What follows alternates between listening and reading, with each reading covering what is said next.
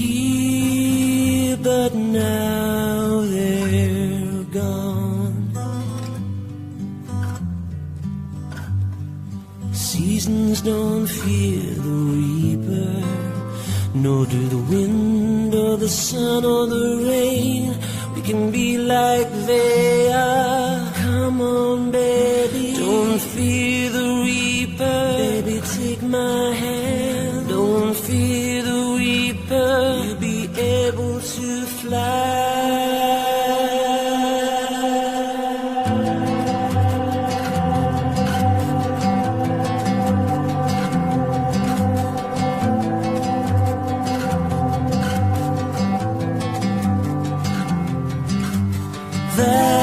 Valentine is done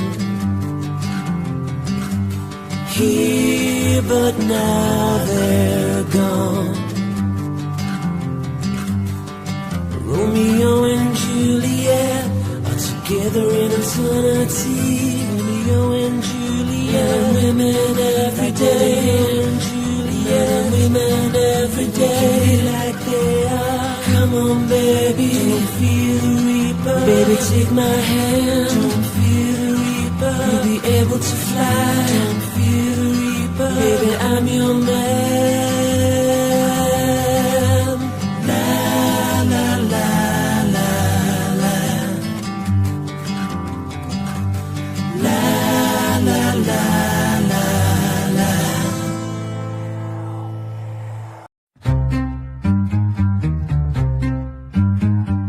Blood on their hands, a serpent's breath, four shadows left in a house of death.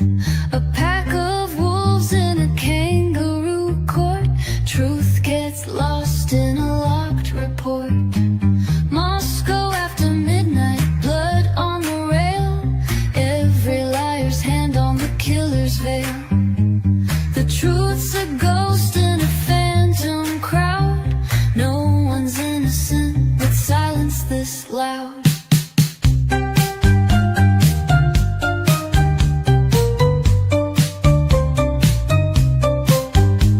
Frat boys swear on a broken vow. Pi Beta whisper she lied anyhow. They're gonna get you said where the cameras sink. When timelines converge, don't blink. Moscow after midnight, blood on the rail. Every liar's hand on the killer's veil. The truth's a ghost in a phantom crowd. No one's innocent, with silence this loud.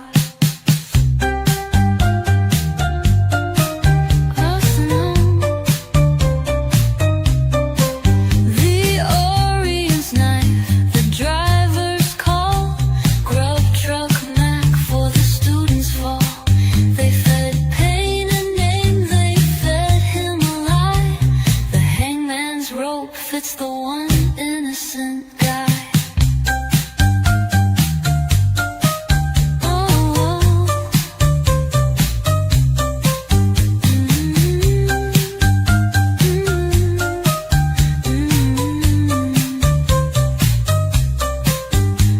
Moscow after midnight, blood on the rail. Every liar's hand on the killer's veil. The truth's a ghost in a phantom crowd. Everyone is guilty with silence this loud.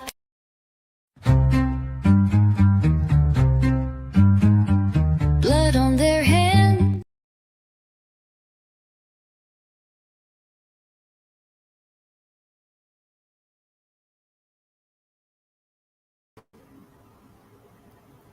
Good evening. Oh, man.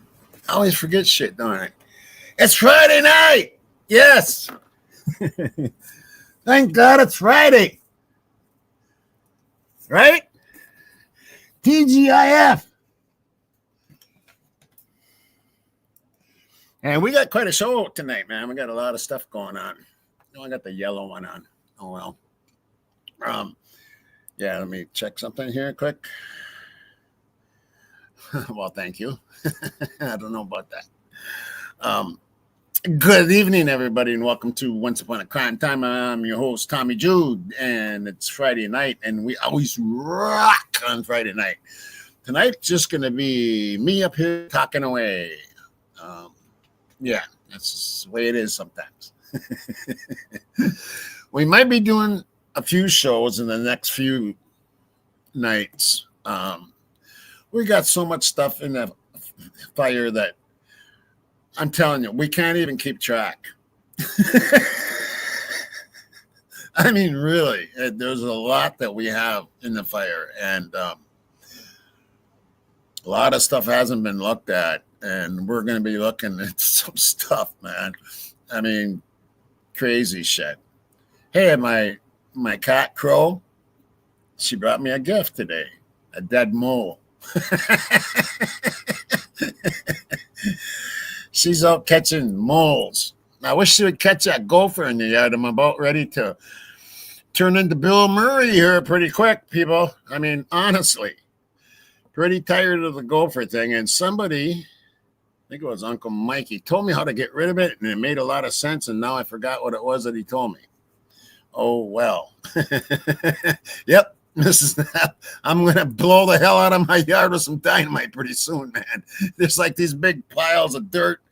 If anybody's had gopher problems, you know what the hell I'm talking about. They're not, and no hose water, it does not work. It does not work. Maybe I should drop some M80s down there or something. Caddyshack, yep.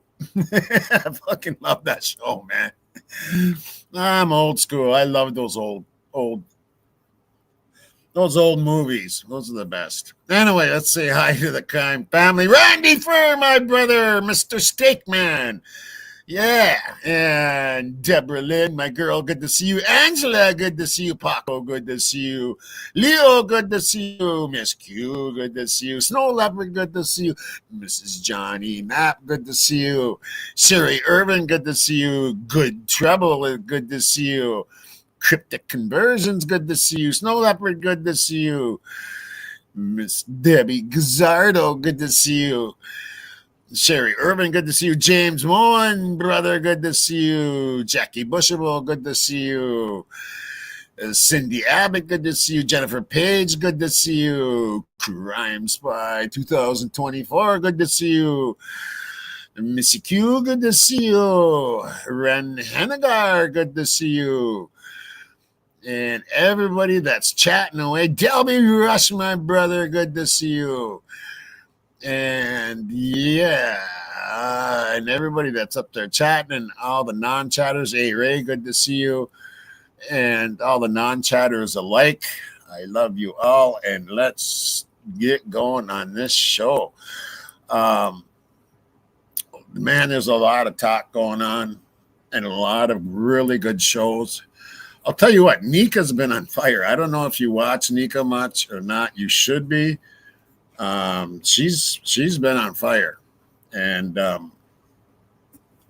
been watching her a lot lately. And Birdie, I was in Birdie's last night watching and even chatting. I had my phone so I could chat. I wasn't on the computer, but I had my phone. It wasn't just on TV, so I was chatting, and I even got on stage with Dago last night for the first time in quite a while, and had a good time. And it was Mr. Randy who was with me last night on Dago's. So we had it was really good, Ray. Birdie did a really good job last night. It was excellent. Yeah. Now, we're going to be looking at some Birdie stuff later, too. So I got him on the lineup. I got like 1 million people on the lineup. If we get to 500,000 people, I'll be happy. Yes, Nika is awesome. And there's Twat Waffles in the house. She was here just a little while ago, and she went and got me this brand new mouse. Yes. I thank you for running to the town and getting this for me. I like it. I like the wired ones. I don't like using the laptop. I don't like using that little thing in the middle. Fuck that shit. That shit sucks. James Malone, good to see you. Yes, you saved the day, twat. Anyway, let's get moving on this. I do want you to take a peek at this. I think this was Viritis, I do believe. Um, Let me see if everything's going to work okay tonight.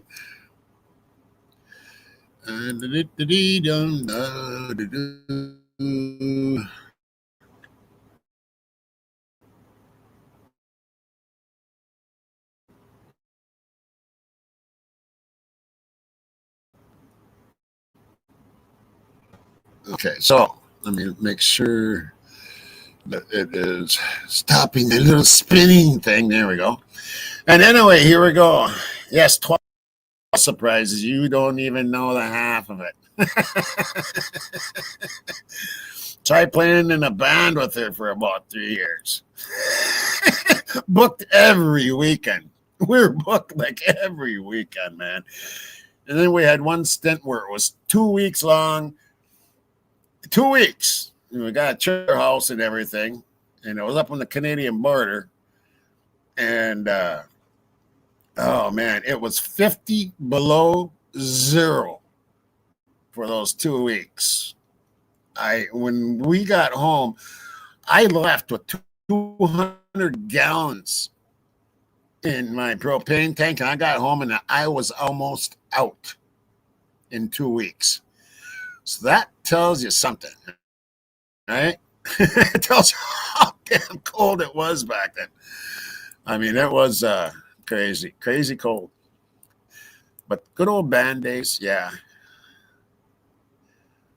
Not spinny thing. Right.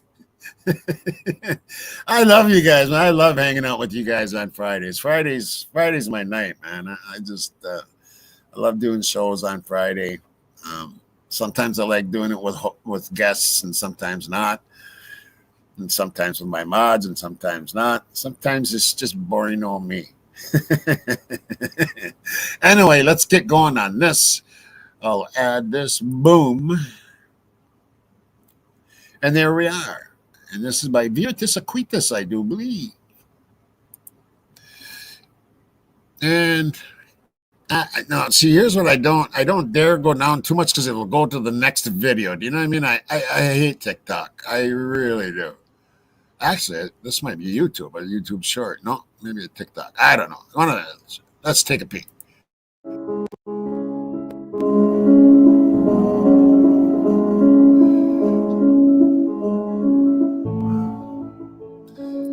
So what it's saying here, and I think I'll just read it, at 2:26 a.m., Kaylee starts to call Jack. Kaylee calls Jack 6 times between 2:26 a.m. and 2:44 a.m., and from 2:44 to 2:52, Maddie's phone, I'm going to say Maddie's phone, because we don't know if it was Maddie. Maddie calls Jack. Well, actually, we don't know if it was even Kaylee calling, right? Maddie calls Jack 3 times. Then Kaylee makes a final call to him at 2:52 a.m. And they are both never heard from again, Olivia told Inside Edition. Asked whether Jack Decor has been cleared in the murders, the police chief said the following in a news conference on November 20th, 2022. Everything that we have taken from those calls... Let me repeat that. Everything that we have taken from those calls, we have followed up on, we have cleared, and we believe there is no connection there. On the calls. Okay. All right. That comment came after a journalist's question, and I can't read because of the stupid thing right here. I wish I knew how to get rid of it, but I don't. They cleared the former roommates, the private driver who took them home, but did not mention Decor. Let's keep it going.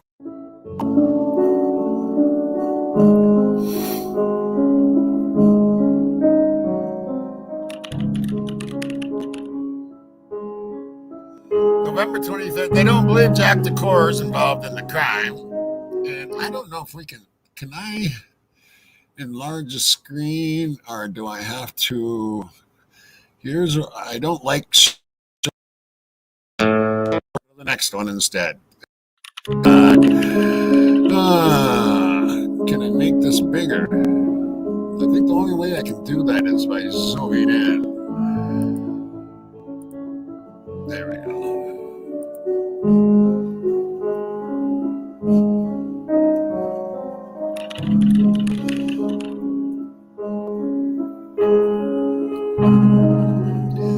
I can't really read that, guys. Detectives are. Jack D was cleared as a suspect within 10 days. I think that's it. Okay, so anyway, that's from Veritas. Stop sharing. Stop that. Come back here. And I'm here. Okay. Yeah, her text. I know. And I wish it was clearer on that, and it isn't. The thing is, we're going to be getting into Kaylee a little bit tonight, and a little bit. I want to see what everybody is saying here.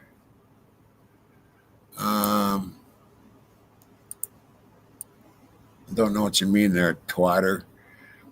It seems they made no effort to actually interview and do the thorough work necessary. That's the way it seems to me too, Cindy, to clear anyone else. Why this plea deals? Side they had little to nothing. Exactly. And that's the big question, isn't it? But I think answers are coming. There's so much going on right now. God, I wish I could tell you stuff, but I can't. I'm just this way. There's a meeting tomorrow night, and shit's gonna go down in this meeting, and there's gonna be some stuff coming out that's gonna be really good. I think you all will love it very much. Anyway, that's. And James Vaughan states any student was cleared way too soon. That's what gets me in my gut. Deep involvement with university. Yes, and the university, and also the fraternities and sororities, and Aryan Nation, and many things at play here. And I think that's what's confusing the case, is there's so many working pieces. And that's what it is. There's so many working pieces. And that's why the investigators were having a hard time, especially when they're kind of rookies at this kind of thing. And I don't think the FBI did enough on this case. I really don't. People go, oh, the FBI. I don't think they did enough. I think they should have taken over the case because the police, LE just, I mean, come on, man. You know, what I said, was it last night I said that?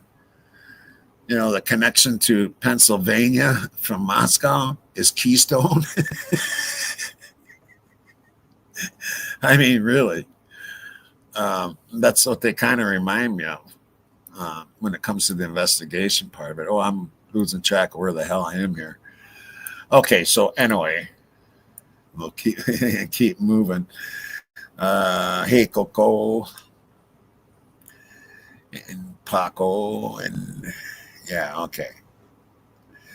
Exactly, Mrs. Knapp, exactly. FBI should have ran the show. And I think not just that, I think LE pissed the FBI off, and you don't want to piss them off. You really don't want to piss off the FBI. Why would you want to do that? It is our investigation. I mean, how egotistical can you be? Our little police department is, we're going to investigate this. It's pretty much what he said, right? FBI must have said, yeah, fuck you too. Yeah, I agree, Deborah. I agree 1,000%. They try. And yeah, I think we're pretty involved too, Coco. I think we're really involved. That's what you meant.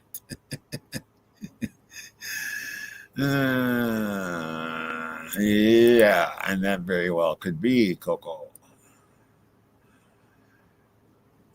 Pretty much. Pretty much.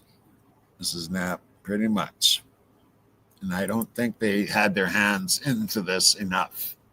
Matter of fact, they might have thrown a couple of wrenches towards Ellie. Think about it.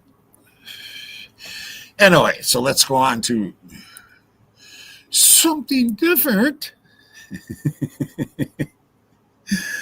Okay, so we got this one I want to do. Let me see. An ad. You can have. And it was so popular, we're doing it again. It's like So a I'm going to sequel. tell you It's something here in actually a as good as the second. original. Maybe better. Definitely. Okay. So YouTube and the ad blockers at war for a long time, but the ad blockers have always won out. They've always been one step ahead. Maybe not for like 2 days, and then bam, they're right on top of it. It isn't that way anymore. YouTube is pissed off at these ad blockers, and they're starting to win the war on the ad blockers. Just saying, okay. And I really wish YouTube would get together with StreamYard and make it for the people that are actually running shows on YouTube. Doesn't have to deal with the stupid ads. I hate them ads. I hate them with a passion. That's one reason I'm glad I don't make any money, because you'll never see an ad on here. You can click that on you and you'll see the show. There is no freaking ads anywhere. And that's the way I like my videos. I'll tell you something. I'll run into a video, not to go offline, go a different way here, but if I'm watching a video and all of a sudden a 50-second ad comes on, I stop watching the video. I'm done. Boop, next video. I don't care if I'm in the middle of something good, whatever. If I get a 50-second, 40-second ad, I'm out of there. I don't put up with it. Just won't put up with it. So anyway, back to where I was. We're going to take a look. I do believe this is Nika, and I'm telling you, she's been hot. She's been smoking hot, and not just beautiful wise. She is that anyway, but she's been smoking hot on her videos. And I do believe that's who wait a minute here. Okay, there we go. Yes, and this is Nika's Neuro Nuggets. Let me add that. Boom. Okay, so, and this is called JM says girls had issues with sorority girls and had a stalker. Okay, she put this out 9 hours ago. She's got 1,813 views. I think she should have more than that. You guys, if you're not subbed to her, please sub to her. We're going to take a look at some comments on here too. We're going to start looking at comments, because I'll tell you what, the crime community and you, my family, have awesome comments. And sometimes when you guys leave comments, and I want you guys to leave more comments than you're even leaving now. Because a lot of times those comments trigger me to do a show. they do help me. It's like, oh wow, I didn't think of that, and I'll start looking at it, and it triggers me on a show. So I appreciate and I love comments. I don't always respond. I always like, but not always from where there's a heart. It's not always from Once Upon a Crime Time, but from my Thomas Jude account. But I do look at them all, every single comment. And like I said, a lot of times they trigger me. Deborah, what the hell? Start dancing for dollars. Nah, that's with a guitar in my hand, I will. I do a lot of dancing when I'm on stage. Nika's Newer Nuggets right there. If you aren't subscribed to her, please subscribe to her, and let's get on with the show. This is a good video. Possibly worst time Go live. Go live. So I'm going to talk hopefully. fast. Hopefully, not too fast. That you guys are understanding. Here, happy Friday, TGI. Yeah, We made it. Please go watch watch the first two lives today. I'm Kind of filming in between work right now. Yeah. Let me this document here It is is a document that is talking about Angela. the girls, more girls, more people coming people forward, coming forward, discussing the victims specifically. And again, if you did not watch the live, two lives that I just made, specifically the last live that I made, go watch that first.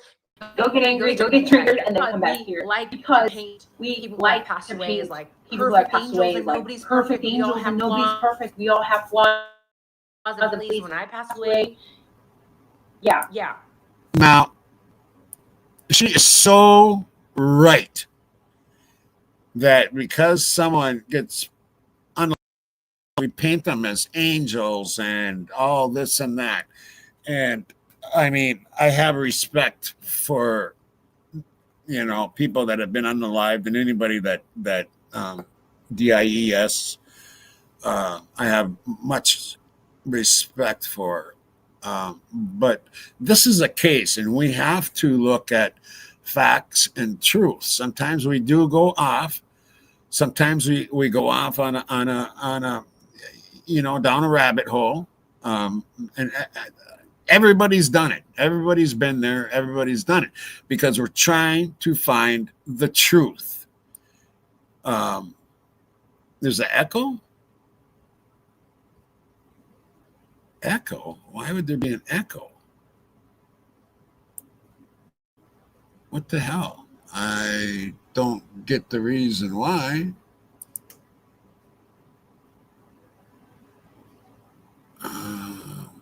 Why would it be echoing? Okay. Is there an echo when I run the video too? Is it on the video or just when I'm talking?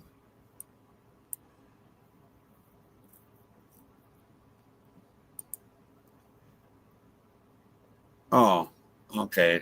Well, some people say, no, there's not an echo. Oh, the video only. Okay, I don't know why. But we need to watch this. So, be honest. oh, I might know why. I might have to do something here. I might have to do something. Uh-oh, you know what?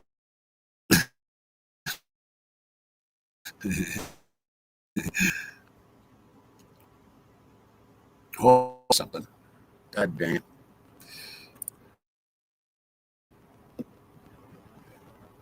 I hope this works. Okay, let's find out. Say I was a biatch or whatever. Say I was blunt. Anyway, this document is saying these girls had issues with sorority girls and also had a stalker. So give it a like. Give the video a like. I'm pulling this up now. It's a 5-page document. I'm going to get right to the nitty-gritty. This is one of the most important documents here, I believe, that were dropped. This is Law Supplemental Narrative 42, typed up by our favorite officer, one of our favorites, Mallory. I don't have time to discuss the first couple pages, but these are like gold nuggets being dropped here, right? They're talking about the series according to Dylan's point of view, but they're also asking Bethany some questions. They're also asking what I believe to be Hunter Johnson and Emily some questions, and basically their point of view and how they found the bodies, how things happened. And there are, in my opinion, some contradictions. By the way, this is my disclaimer before we get started. My opinions, my theories, these are to be utilized for entertainment purposes only. So let's talk about JM, right? So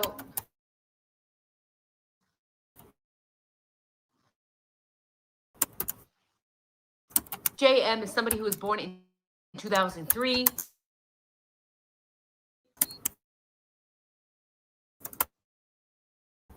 And Bethany asked B if she was awake. Jay asked B. Jay said B called her back at 11:49 hours. B in Bethany's room. Jay said Bethany was freaked out because her roommates were not answering the phone. Jay said she heard Dylan, probably, it's a D, because yeah, Dylan is in the room with Bethany. We know that. On the phone in the background saying, I saw something. Jay said Bethany asked her to come over to 1122 King Road and pick her up. Jay said Bethany texted her while she was driving there and said,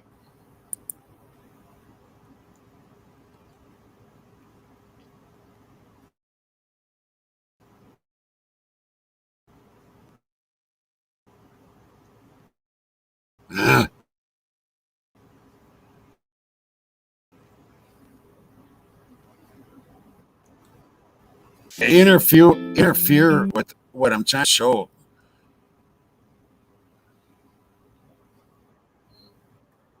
E and H were on the way as well. E and H, I am assuming, is Hunter and Emily, his girlfriend. Jay said as she arrived, MPD units were arriving as well. So they called her before they, so you know, just so you know.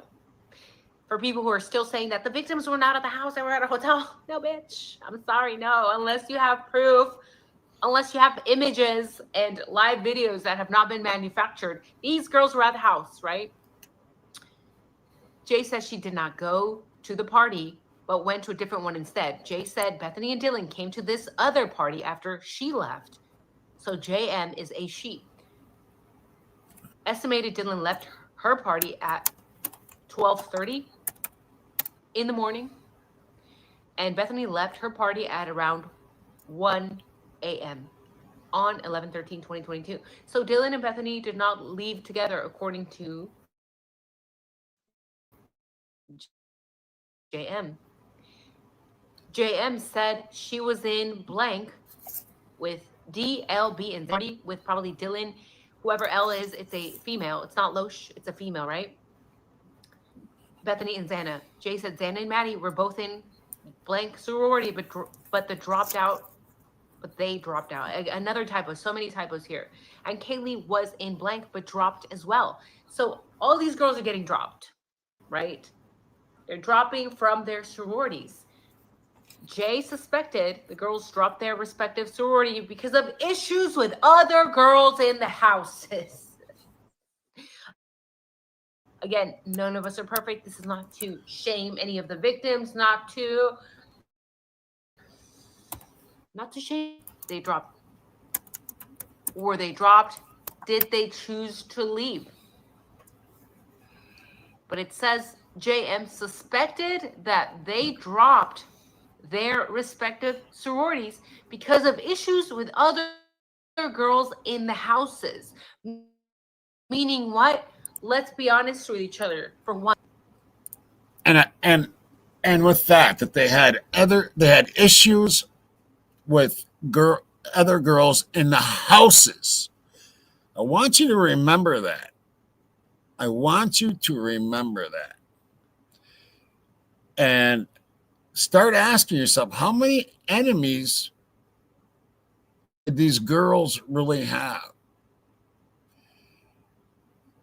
And think of reasons why.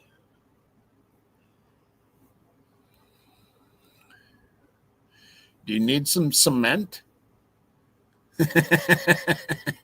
That's an inside joke.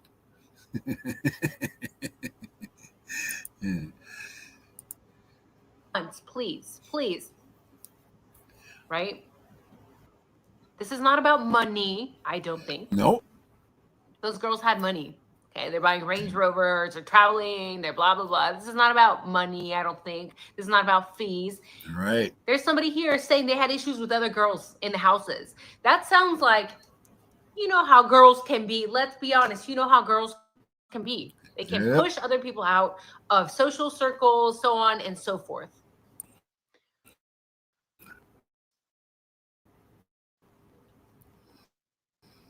What kind of issues were these girls having? Or what other problems could they be having? What other problems could they be having with other girls in the houses? What other problems? I want you to remember that and think about that for a while, because I think it's really, really important. Yes, Randy, Mean Girls. Yes, and we've been over that. And oh snap! Yes, you're on there. Oh yeah, boyfriends. Oh yeah, jealousy. And why would there be anger towards these girls? And why would Kaylee be done in so she's unrecognizable? And STABBED on the top of the head. Think about that. And why would there be jealousy? Why would there be jealousy? Let's keep going. Their respective sororities. JM specifically cited girls in the executive board who tell other members what to do. Jay suspected this was what they didn't like. See, it's not about money. They didn't like being told what to do by these girls in the executive board in the sororities. This is not about money. The issue regarding the sorority is not about money. Jay said the girls who were still active members of the sorority who chose to not live in the house did so because of money issues. Okay, that is separate. Okay, so Jay is saying, yes, there were other girls that were still active members that didn't live in the house because they couldn't afford it. But for the ones that dropped, which was who? Kaylee, Xana, Maddie. Sounds like they had issues with the girls in the executive board. Again, why does this matter? They don't like being told what to do. When you join a sorority, when you join a fraternity, wake-up call here for a lot of people who don't realize that it's literally a cult, okay? I can tell you, somebody who has a pile of degrees, myself, random degrees, and attended like amazing universities, right? We are exposed to sororities, fraternities, what goes on. This is a cult. And if you don't follow the rules that the cult members, aka the executive boards, want you to follow, you're not going to fit in. You're going to have issues. And depending on how much information you may have or how much they hate you, they can really make life really miserable for you. But what stood out to me even more was the next comment that JM made to Officer Mowry, right?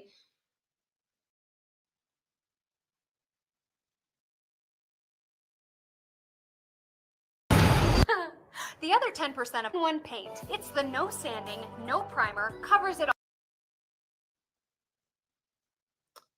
JM said Maddie was Bethany's big sister in the story.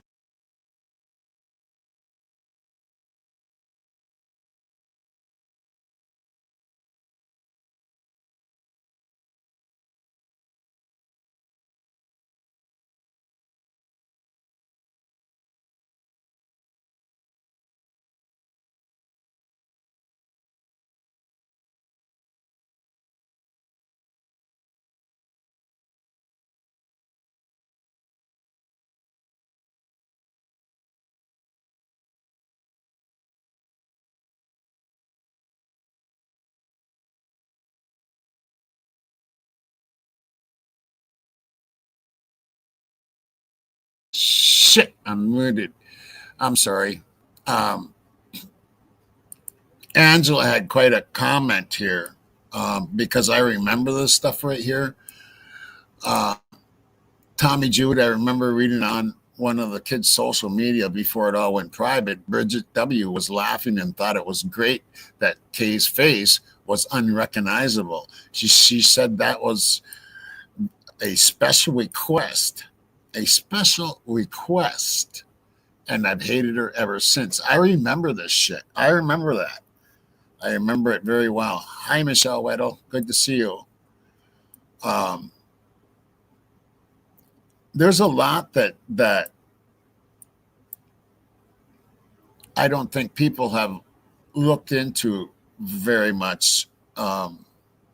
There's other reasons that girls could be jealous. And I've read you something the other night on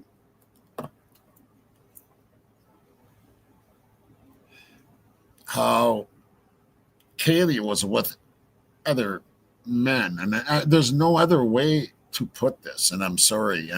I'm fucking sorry. Okay. But it is fact. It is fact. It's in the documents. And how many more was there? How many girlfriends were pissed off at Kaylee? We have to take that into consideration because, and you know, a lot of people, you know, they just do what they've seen throughout their life. Yeah, exactly. Who said that? Oh, yeah. You thank you. Chicks hold grudges forever too, and I I know that.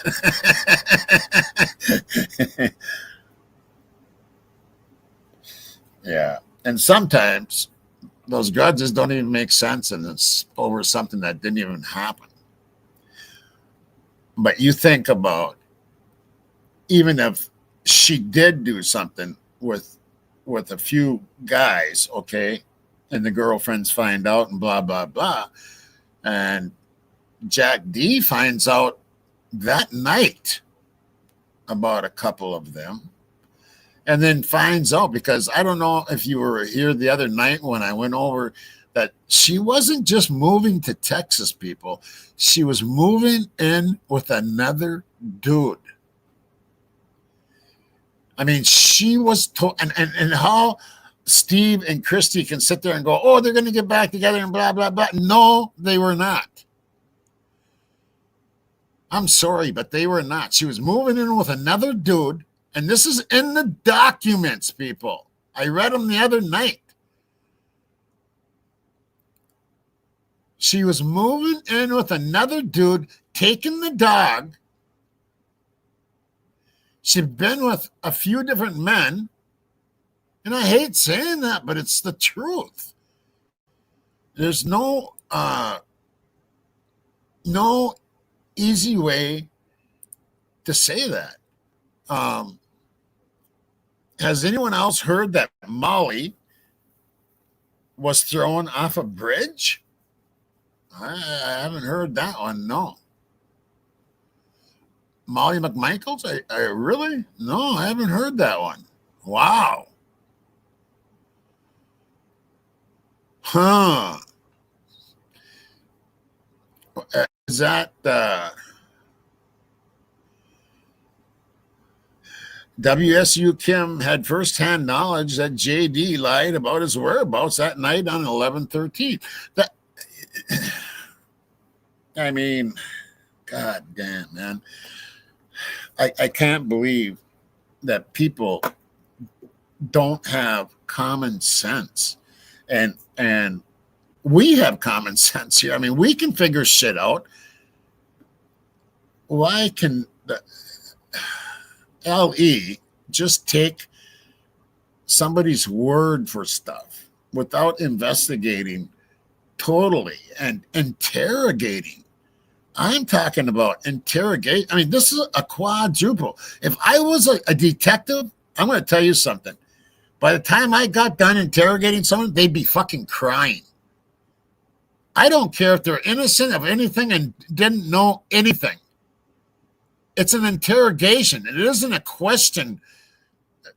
It isn't question time. It's an interrogation into every one of these kids. Because I'm going to tell you something. These kids know shit. They know stuff.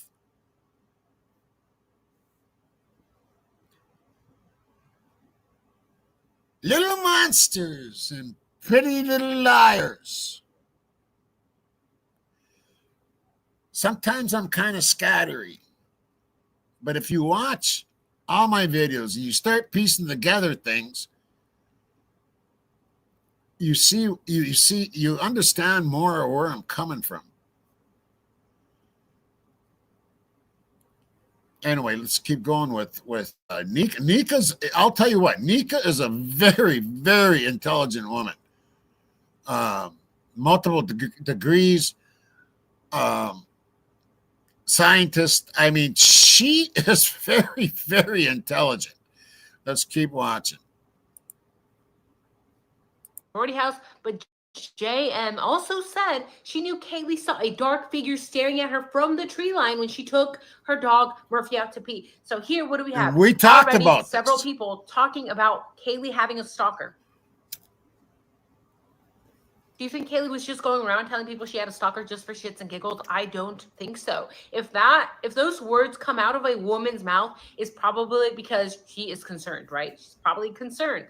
So here she is, Kaylee, letting people know that she has a stalker. There was a dark figure watching her from the tree line when she took her dog Murphy out to pee. It sounds like she had been stalked for a month. What's the other thing that happened a month before or so, 3 weeks before? Jack Decor was dumped by Kaylee. Is there a correlation there? Let me know your thoughts. Could there be a correlation there? JM said this. Okay, so she's gotten this far, but I don't know if she's gotten to the document yet that talks and names the guys that she was with, and then talks about the dude she was moving in with in Texas.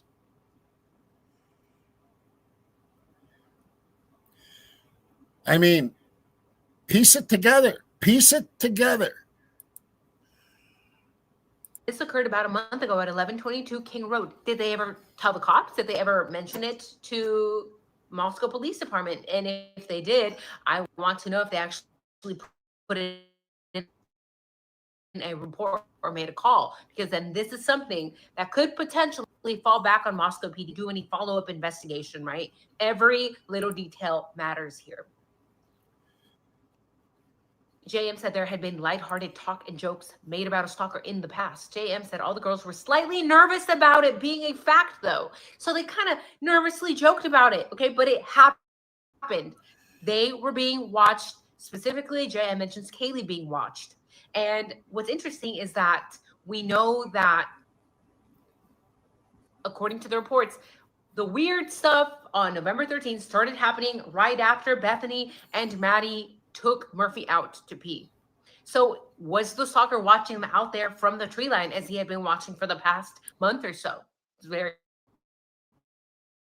very possible.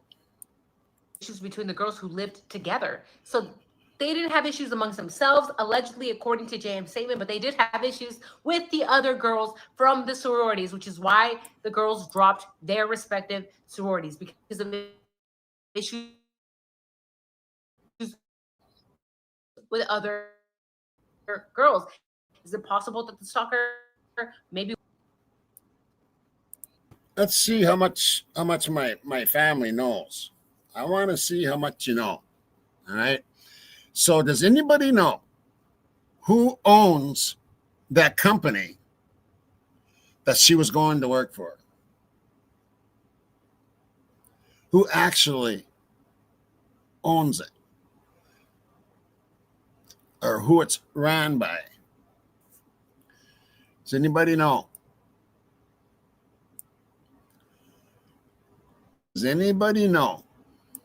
In Texas, yes, in Texas, does anybody know who owns that company and runs that company?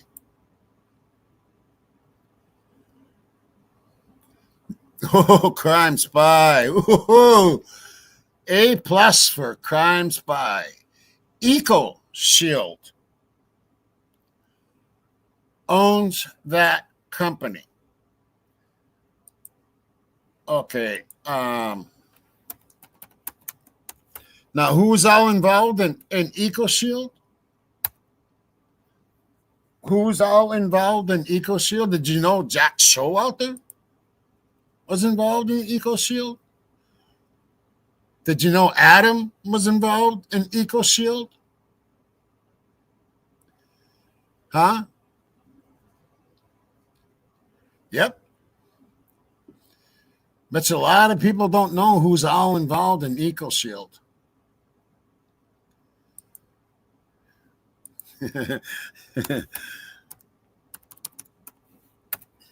There is many of those kids that were involved in Eco Shield. Private chat, please. I'm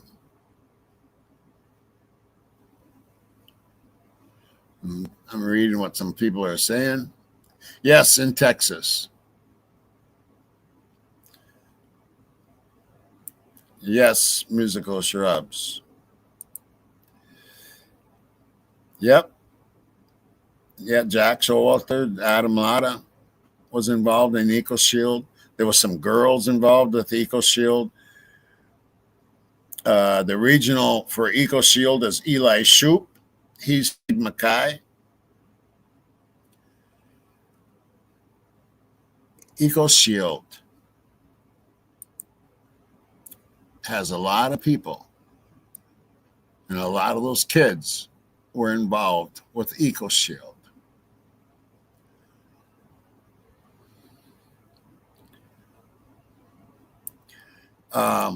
Yeah, I don't know if she was thrown off a bridge either, Twan. I don't know. I was just showing Angela's deal. There was it Angela or somebody's thing. I don't know if she meant that she was, DEAD. But she maybe what she meant was she was thrown off a bridge as a threat type thing. I don't know. I have no idea, but I'm going to check into it.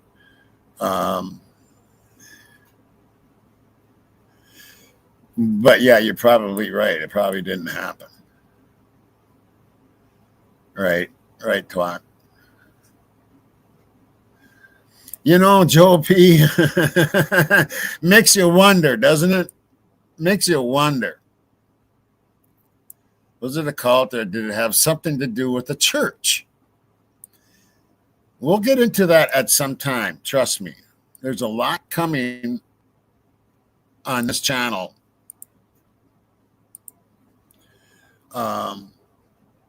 A lot of the Sigma Chi is Eco Shield, which is, how do they fit in? I mean, yeah, that's what I kind of thought, Angela. I didn't think you meant that. Yeah, I didn't think you meant that, Angela. But you're saying she was thrown off a bridge as like a threat. It wasn't like a tall bridge. It wasn't, she was just throwing and I could probably see that. I'm going to look into it. If you have any receipts on that, please send them to my email.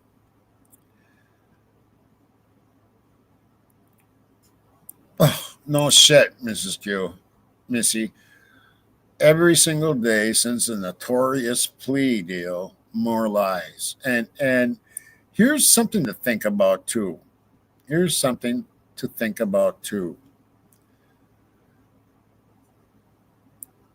Okay, Angela. Angela says, I'm telling you all, somebody has been thrown off a bridge and they are connected to this case. She's not saying they're DEAD. She's just saying they were thrown off the bridge. I'll check into it. I definitely will be checking. We've got that down, Paco. We've got that down. We know who those people are. I've run shows on it.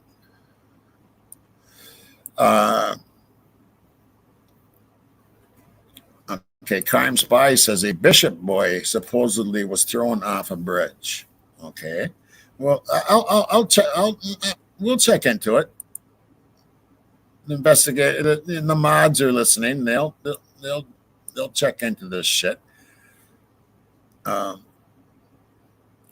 was I going though? Okay, we can look that up. Tallahatchie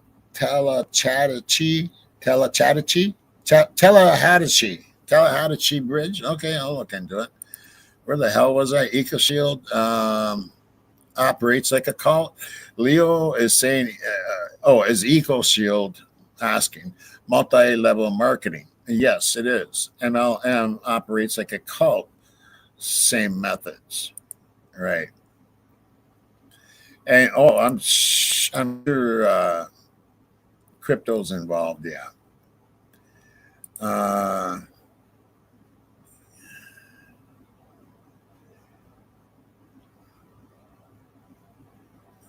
Okay, I'll listen to you, Breezy. Dot was on Outcast last night. Oh, are you serious? Dot made an appearance? Really? Was on Outcast last night at WSU. Kim had talked about her daughter's friend was a guy's alibi that night, but Kim knew he didn't stay there. Dot said that guy was Jack D. All right, I'll have to check into that too. A couple things to write down to check into.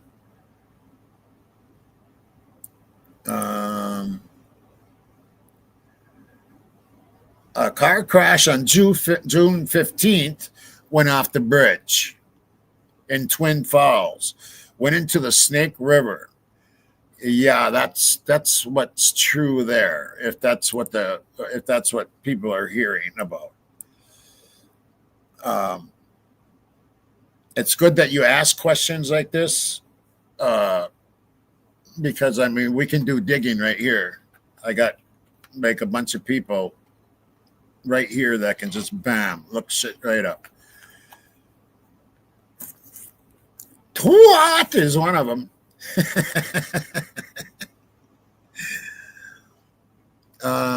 That's woke after 1 year of silence. Okay, I'm gonna have to go watch that. I didn't catch that. Sometimes it's hard with me and Outcast because you'll do like 5-hour shows and I don't have that kind of time. Okay, on this case can be viewed as a modern day show. Such collaboration. Transformer Uplifter. Funny you mentioned that.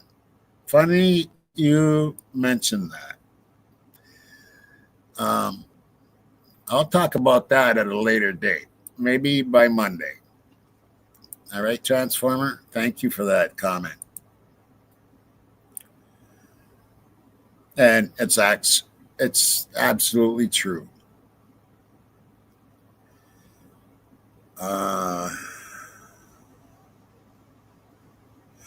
Okay, I'm gonna have to go watch that then. I'm definitely gonna go watch that. I'll have to find the. I'll find it. I'll find the timestamp. I did see it, and it was over a 5 hour show, and it was like I just don't. I don't have time to. I can't sit there for 5 hours watching a video. I just can't do it. So yeah, I will find that though. I will look at that. That'll be very interesting. Yes, I've been on panel with Dot. I don't know if you guys remember that or not, but I've been on panel with Dot and Brat Norton, and a couple other girls, with Rory. If does anybody remember those days? Cryptic remembers. Yep. And I got down. Well, actually, it's on Paramount. On that one thing on Paramount, and I'm like attacking Dot.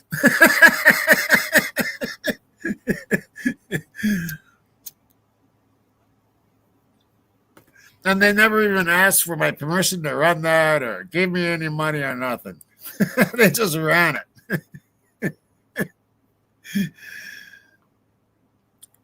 But anyway, let's go back to, I'm going to call her Miss Intelligent because she is very intelligent. And you know what I like about Nika too? Is she isn't just intelligent and beautiful. She has common sense. She has a common sense. It's like, this is fucked up. This is fucked up. And yeah, she wants justice too. Yeah.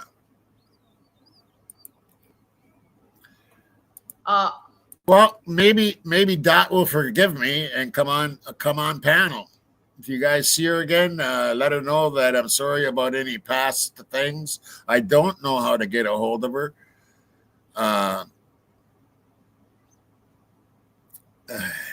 Himmer. Himmer. I don't know how to get a hold of her. So yeah, if anybody sees her, let her know that I'm sorry for anything that if she has any grudges against me. Anyway, let's keep going. Sorority girl.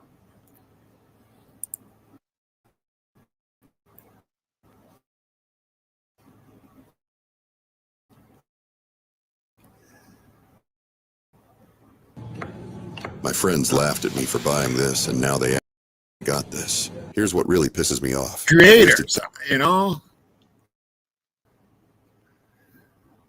Enough to do something stupid.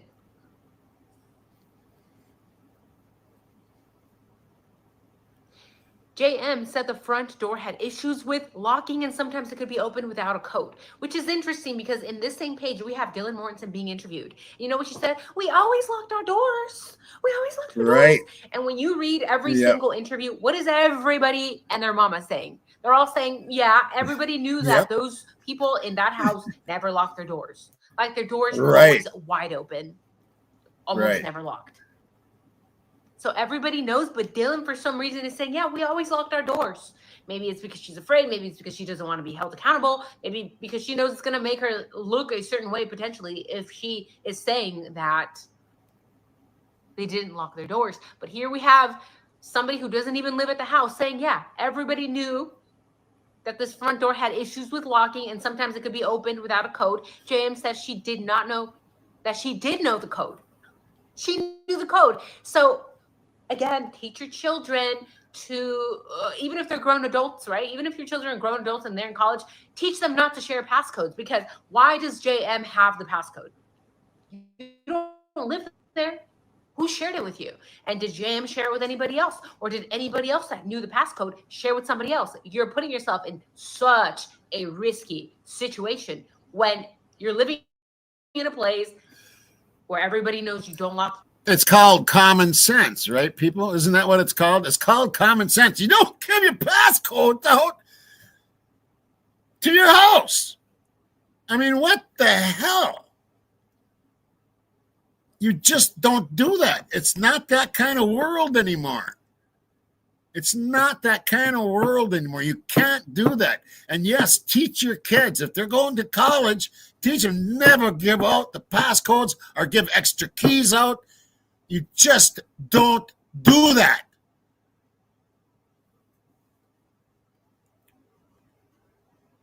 Period.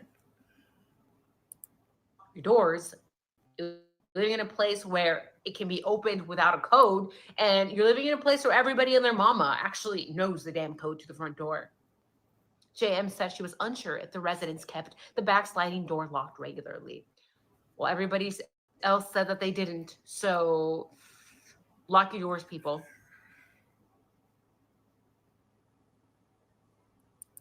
For people saying that L is Loesch, it's not Loesch, by the way. It's LB, right? The initials are LB. LB said he did not go to the party. LB said he went to sleep at 8 p.m.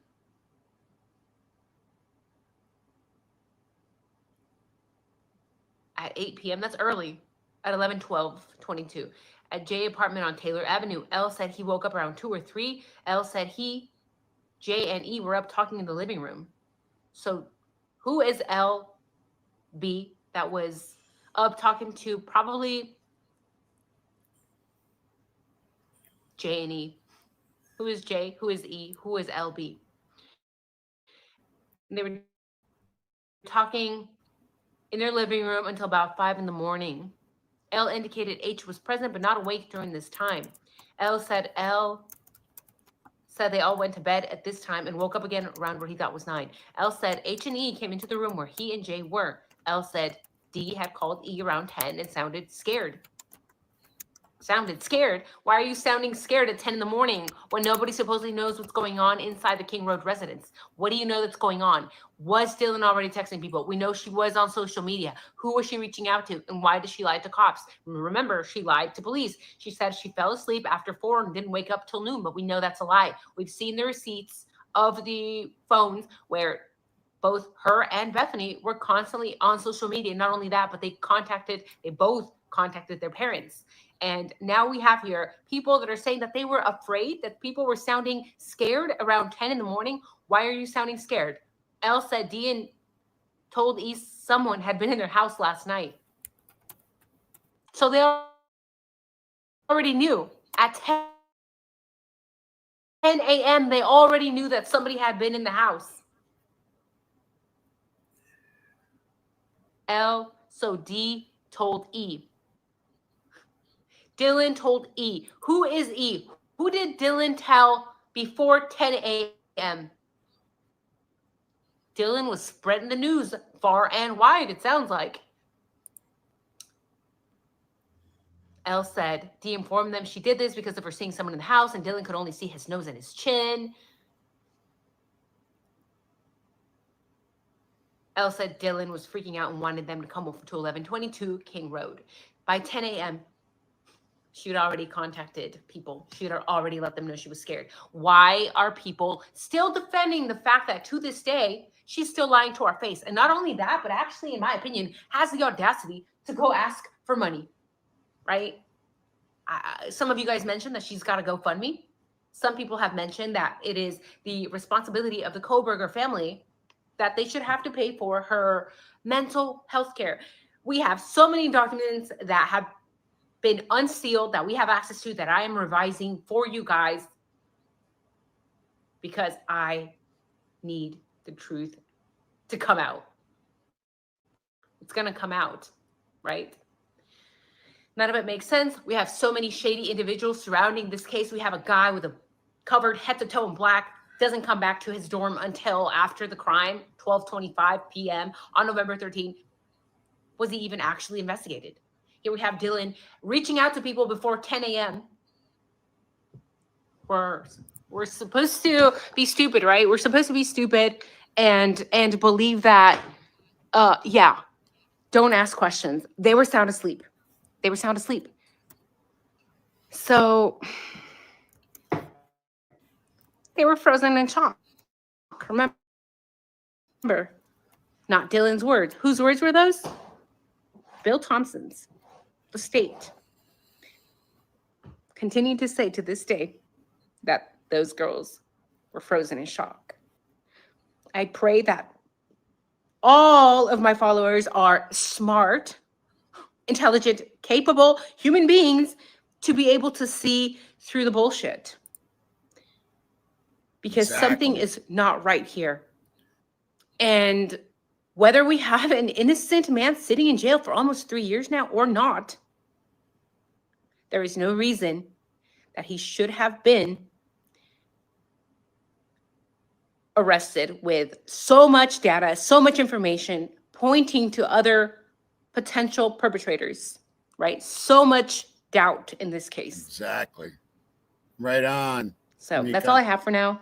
Maybe I'll see you guys later. I am not sure. There are so many documents and I still have to do my day job. So please leave a like. I never ask for money, never ask for anything, but I do ask you give it a like, and I do ask you vote in the comment section because it will promote the algorithm, a video to get out there. Because Nero Nuggets right there. Which means the truth gets out there. So thank you guys. There we go. Care.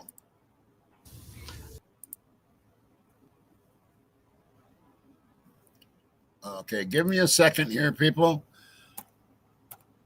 because I got a treat.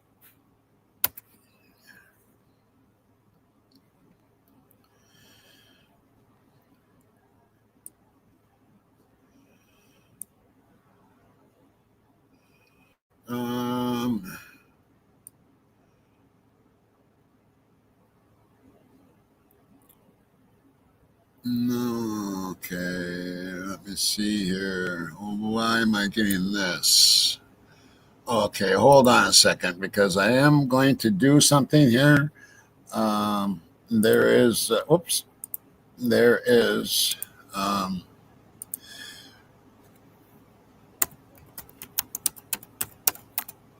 okay, so we're going to run that dot video. I do got, my producer has found the timestamp of Outcasts last night.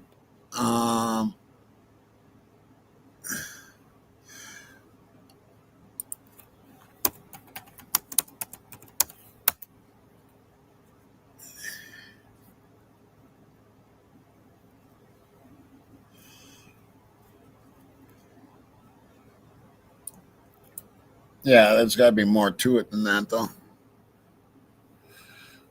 I need that link because when I punch in Outcast, I don't know why, but somebody else comes up with 2.2 million subscribers. It's not him. And I'm spelling it right. So, and there's all these videos from this guy, and it's not the person I'm looking for at all. And I'm actually, okay, I found it.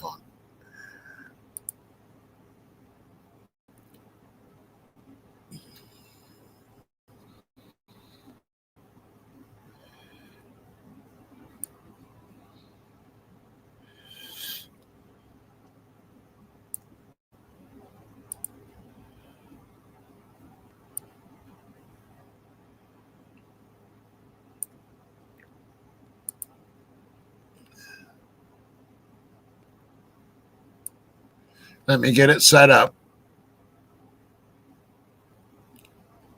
I'm going to go to approximately where it is here.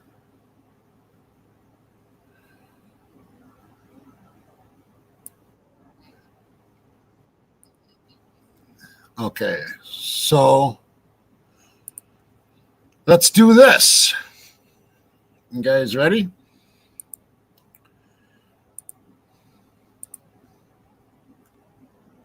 Let's listen to what Dot has to say, because I haven't heard from her in a long time and I want to listen to it. So let's see what she has to say. This is from Outcast, episode 106 with special guest Dot. And this was from 21 hours ago. It only has 1,693 views.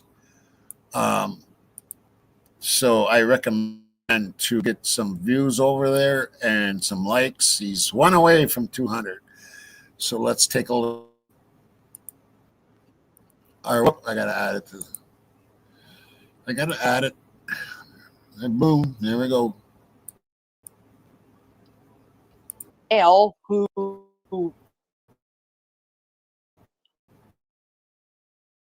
I didn't know who it was that was light complexion guy that had kind of like when I did and people seen that they were like, you would have never thought anything was going on at the house because they were just outside hanging out, like smoking weed, whatever. What time like, was this at?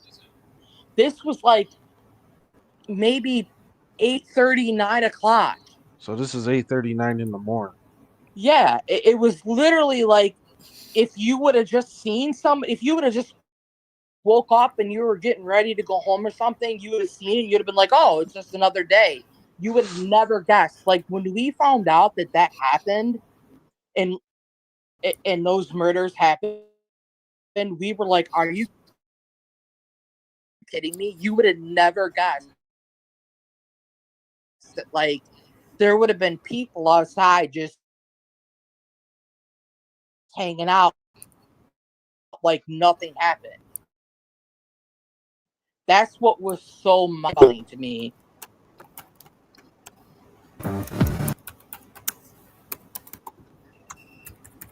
Last time you had a vegetable? Yesterday.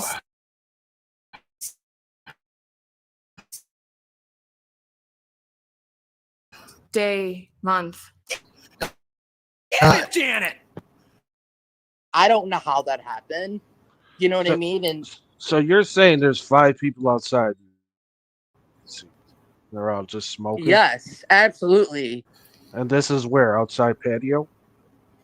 Right by, like, where the couch was. Oh, okay. I mean, like, just hanging out outside, just chilling outside. Like, so where were you when the fucking cops... Where are you still around there at 12 o'clock? No, I haven't been around there. Like, basically, like,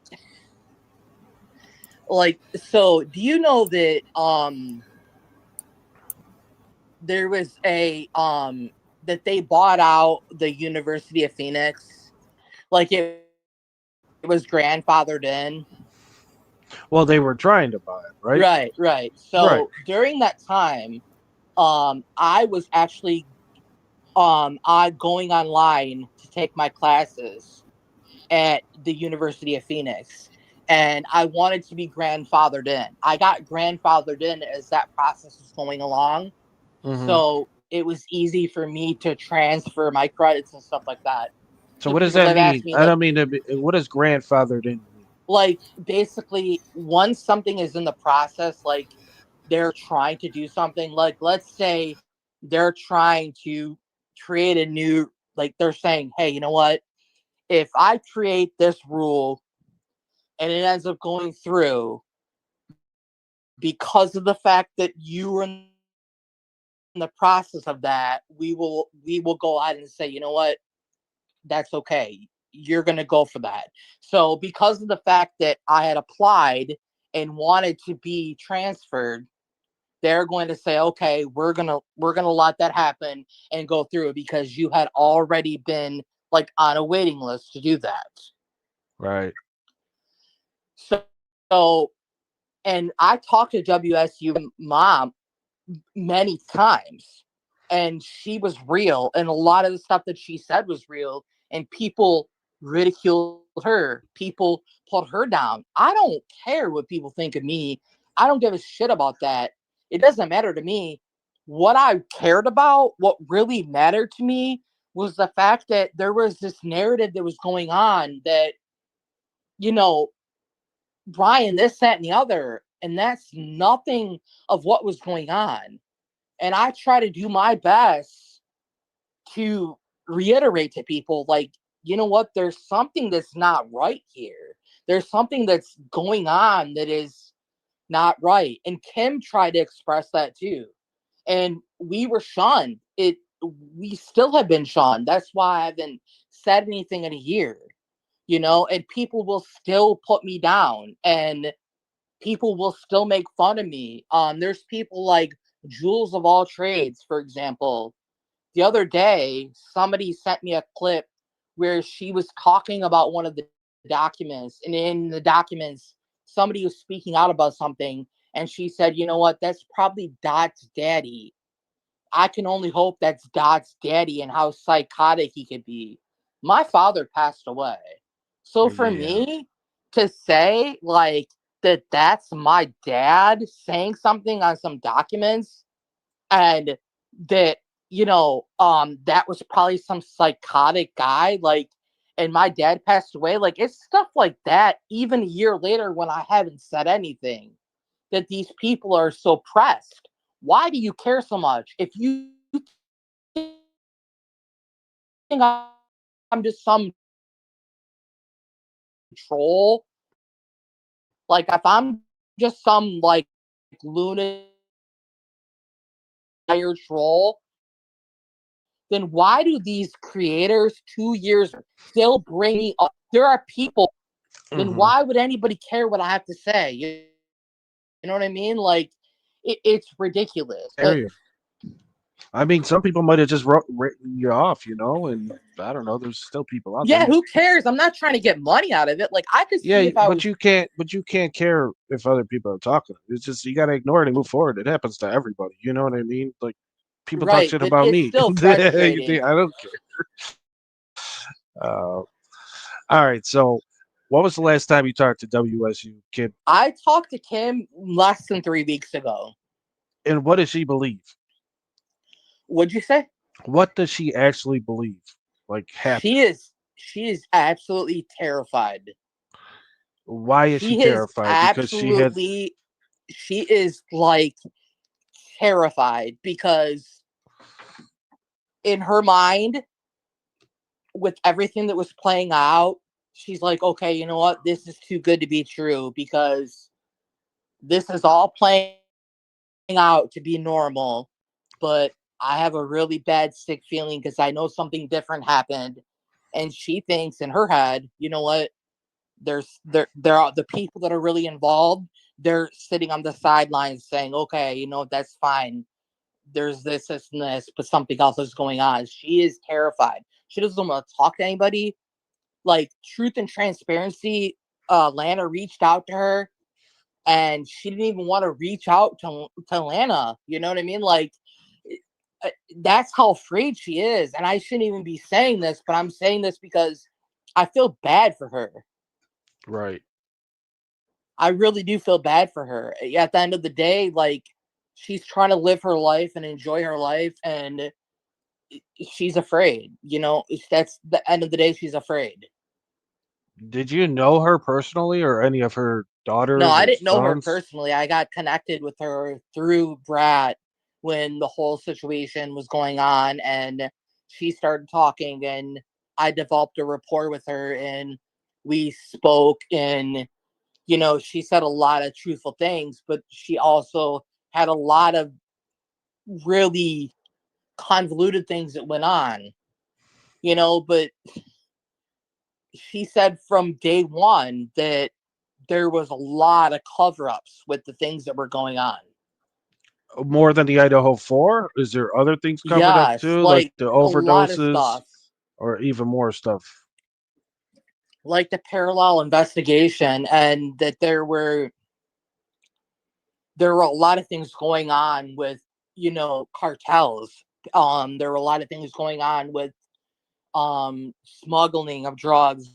There were a lot of things that were going on that they were trying to nip in the bud to get away from the universities because they didn't want that type of stuff to infringe on what they were doing. So what she is saying right here is absolutely true. And this I know for a fact.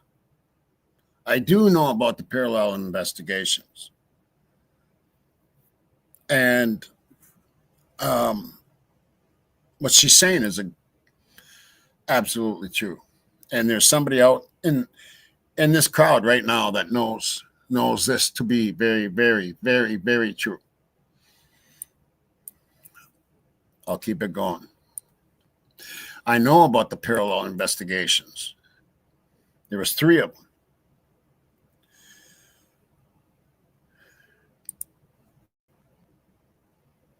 They were trying to push that stuff out for people not to know.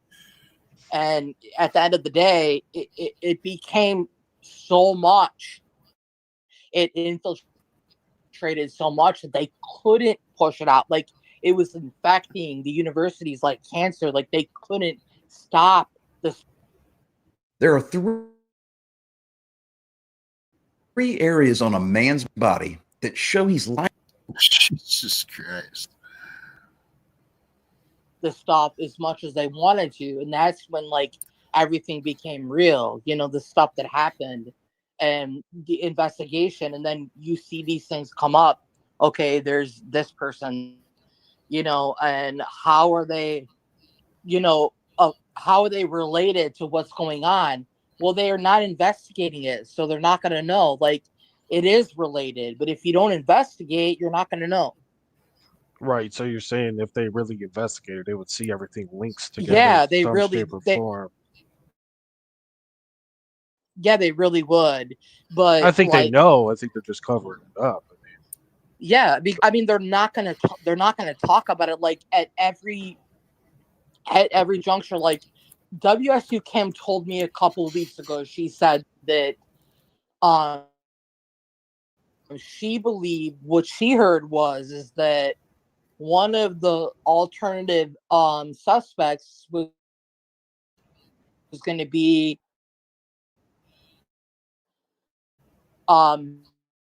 Brent, and how he was with Molly. It was the whole type.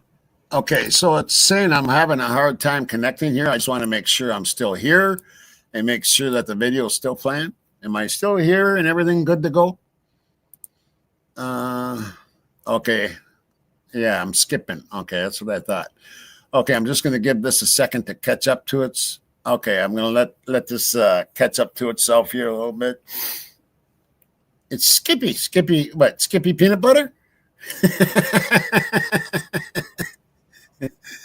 I like Jeff. Come on, I'm a Jeff kind of guy. I'm not Skippy. All right, we'll go on here. Type of cyclical thing, and he was going to go to the house with other people, and they were going to try to get drugs, and you know, it didn't play out the way it was supposed to. You know what I mean? Who do you actually think committed this crime? Will you say, or who you think, or you know, Me? or suspicion? Yeah, you yourself. Like who I mean,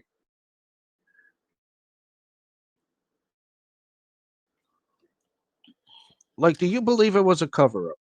honestly, I really feel like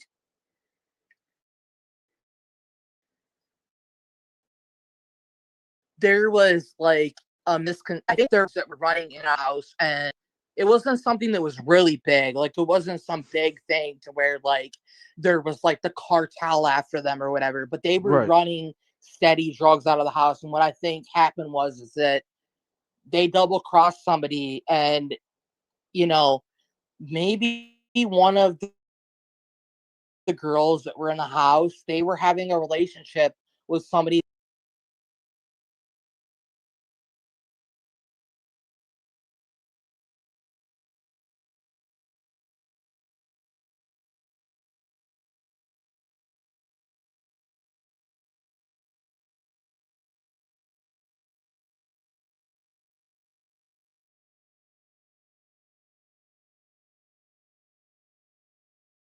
I'm going to want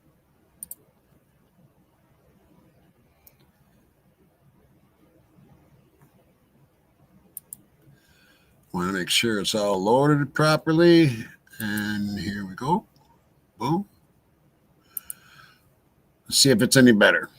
They were running steady drugs out of the house. And what I think happened we don't need a full screen on this. They double crossed somebody, and you know, maybe one of the girls that were in the house, they were having a relationship with somebody that was also their drug dealer. And when that type of stuff happens, like you're playing, you know, with work and play. So you're getting some drugs and then you're playing footsie with somebody. So at the end of the day, something went astray.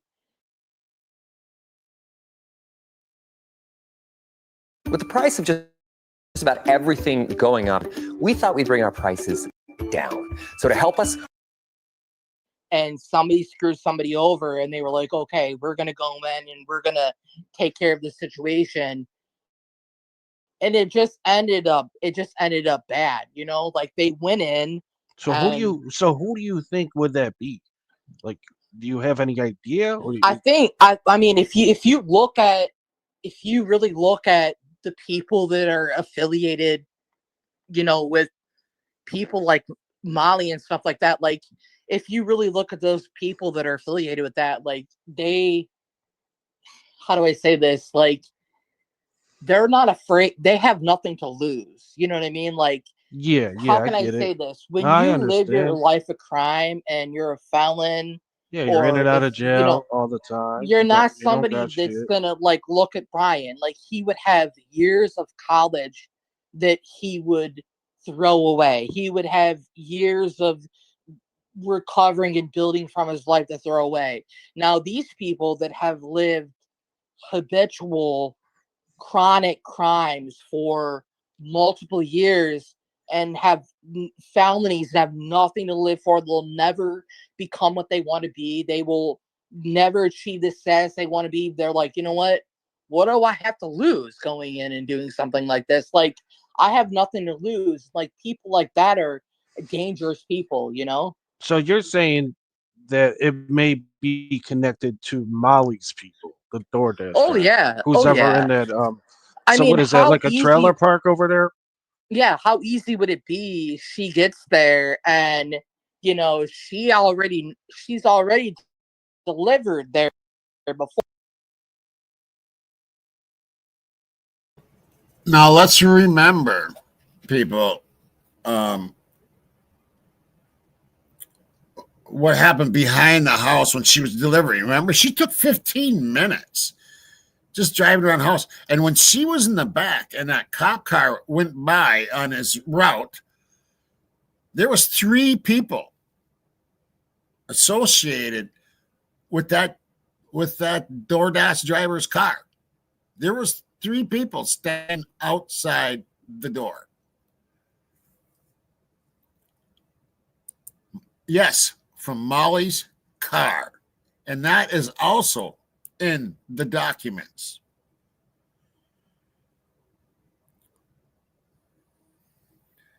What's killing you, Coco?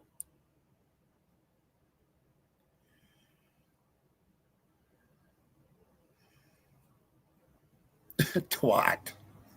Jesus Christ. What's killing you, Coco? I want to know.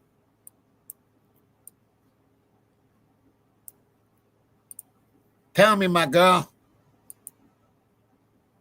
Oh, I don't know if it's on. It might be your end, girl. I don't know. Is the video jumping all over people? Or is it okay?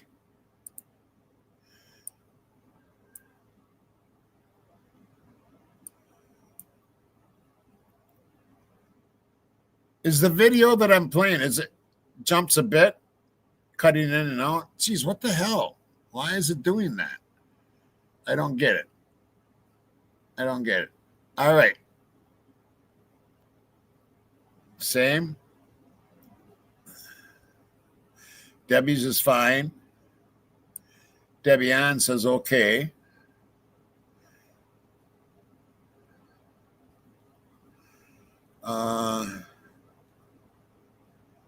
Yeah, Snap says it's okay. Cutting in and out, somebody said. So it sounds like maybe it might be a, what do you call? It might not be on my end. It might be on this different servers, wherever you're located. It could be the servers. Okay. Did you miss it? Okay.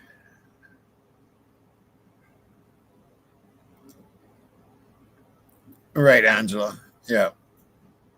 Okay, so I just know from gaming you know, that they use different servers. There's different servers from wherever you're at, you're located. Like my server is a different server than out in New Jersey or something, or down in Georgia, or out in California. They're going to be different servers. Okay, cool. Show goes on. Yes. All right. I'm talking much. Is that just? Is that what you're saying? All right. I'll keep it going.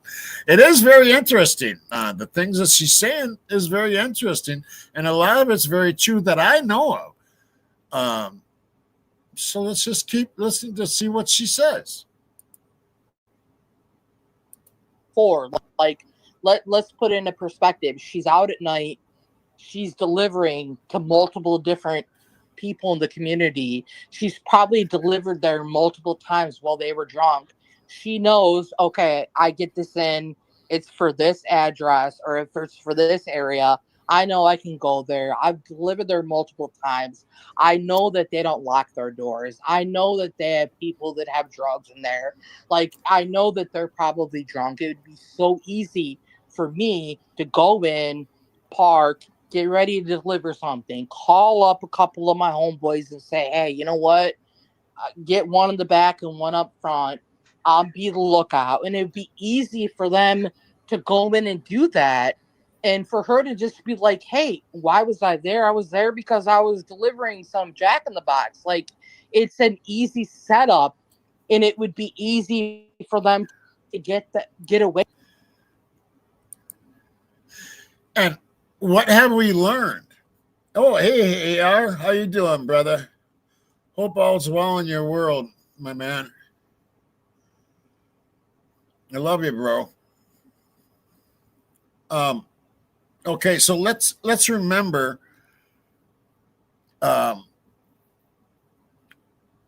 what she was talking about there. Let me go back a little bit here.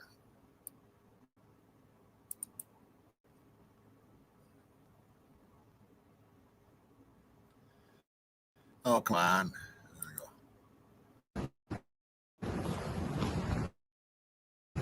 Oh, these stupid ads. I fucking hate them, man. That's what causes a lot of problems. Had a lot of really convoluted things that went on, but she said from day one that there was a lot of cover-ups with the things that were going on. More than the Idaho 4? Is there other things covered up too, like the overdoses, or even more stuff? Like the parallel investigation, and that there were a lot of things going on with, cartels. There were a lot of things going on with smuggling of drugs. There were a lot of things that were going on that they were trying to nip in the bud to get away from the universities, because they didn't want that type of stuff to infringe on what they were doing. So they were trying to push that stuff out for people not to know. And at the end of the day, it became so much, it infiltrated so much that they couldn't push it out. Like, it was infecting the universities like cancer. Like, they couldn't stop the stuff as much as they wanted to. And that's when, like, everything became real, the stuff that happened. I'm sorry, but she is making a lot of sense. She really is. She's making a lot of sense.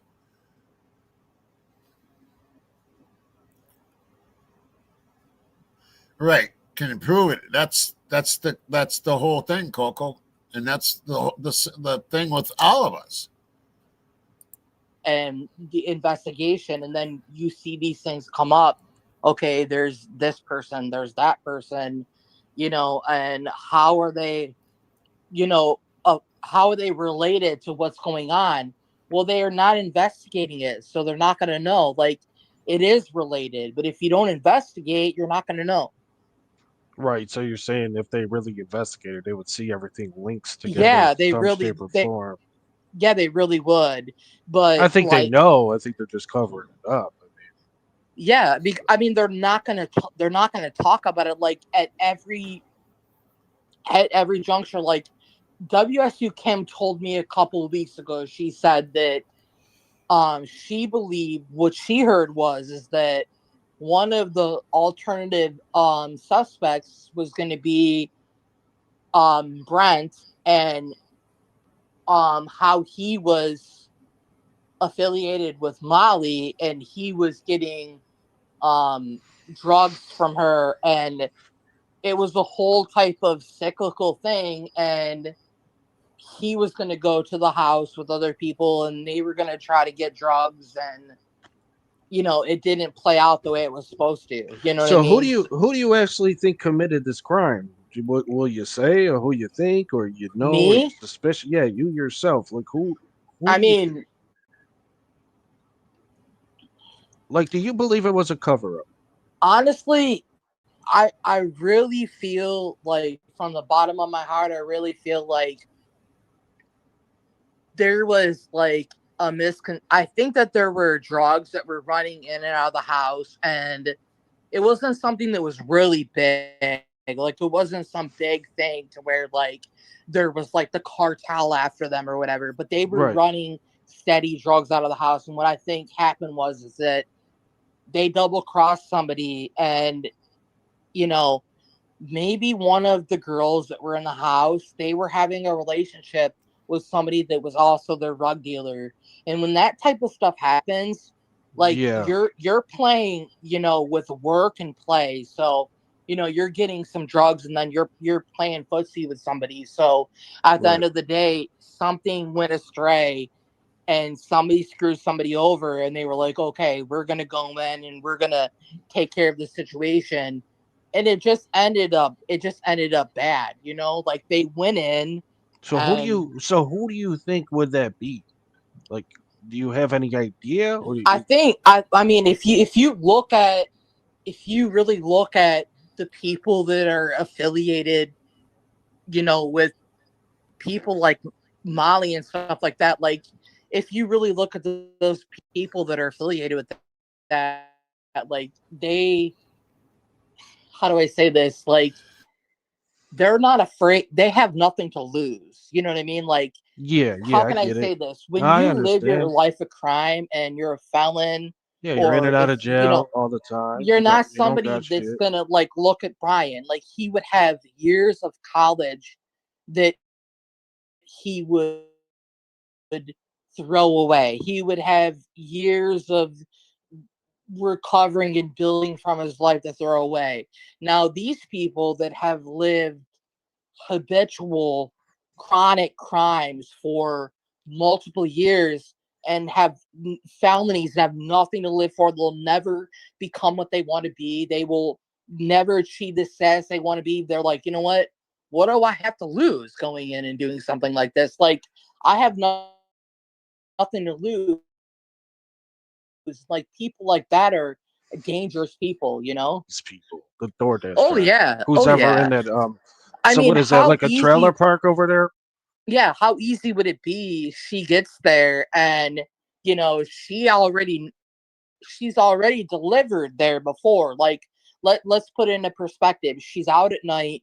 She's delivering to multiple different people in the community. She's probably delivered there multiple times while they were drunk. She knows, okay, I get this in, it's for this address, or if it's for this area, I know I can go there. I've delivered there multiple times. I know that they don't lock their doors. I know that they have people that have drugs in there. Like, I know that they're probably drunk. It would be so easy for me to go in, park, get ready to deliver something, call up a couple of my homeboys and say, hey, you know what? Get one in the back and one up front. I'll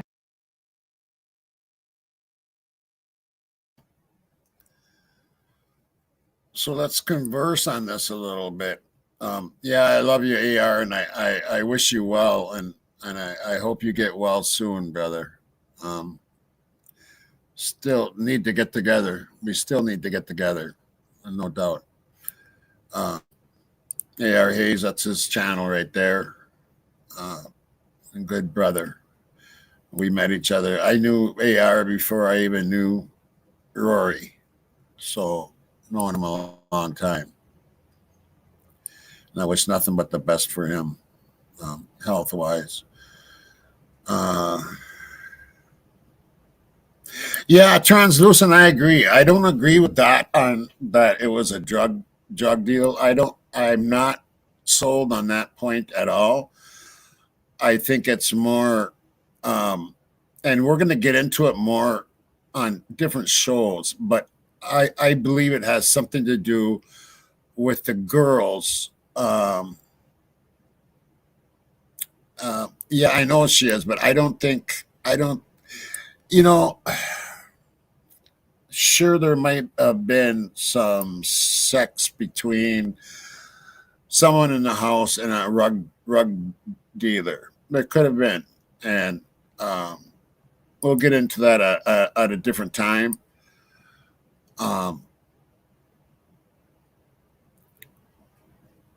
So I'm trying to read here too. I wouldn't mind having Dot on because I would have some questions for her. Her, him, whatever. Let me look and see what everybody's saying here.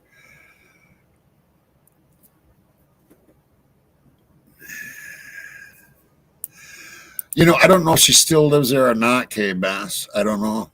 That's why I'd like to talk to her.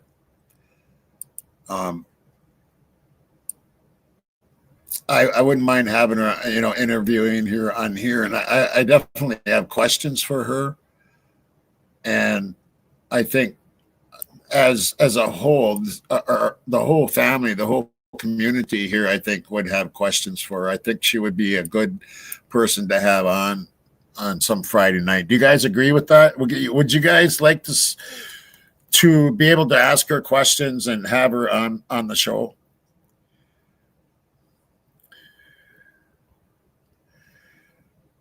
Just asking. Just that one yes and two no. Just let me know. Yes, everybody here loves you, AR. No doubt, man. No doubt. Yeah, that's what I think too. 191 questions. Okay, Coco.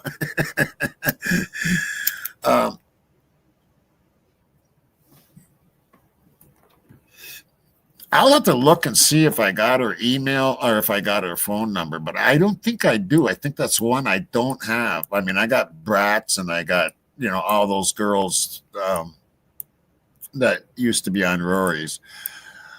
But I don't know if I have Dot, so I'll have to look. Angela.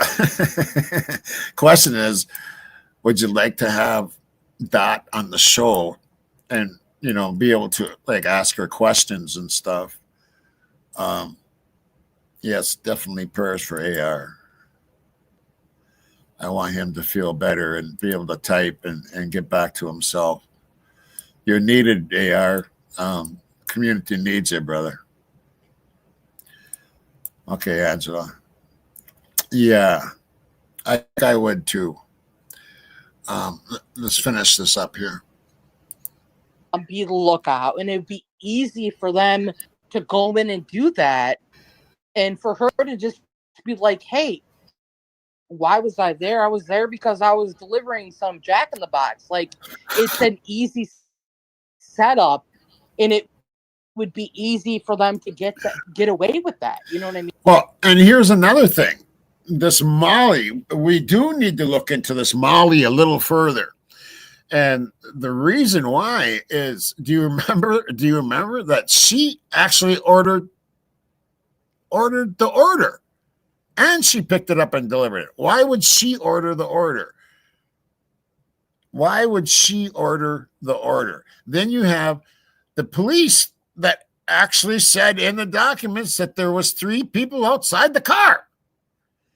So she wasn't just with her dog. She's lying. She's lying. Molly is a liar. And her kids Guess who her kids are really good friends with? Take a guess. And this is fact, people. This is fact. Guess who her kids are friends with? Emma Bailey. Emma Bailey. That's who her kids are really good friends with. Here she pulls up to deliver this order that she is the one that did the order.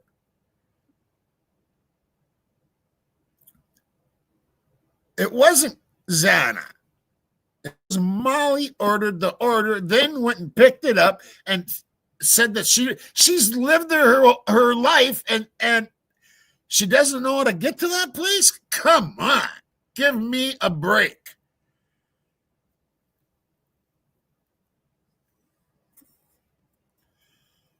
And that's the connection to Brent too. Exactly, Angela. Right. Yep, I know that, Lila. Yep. But the thing is, she spent 15 minutes and she parked in the back of the house before she went back to the front.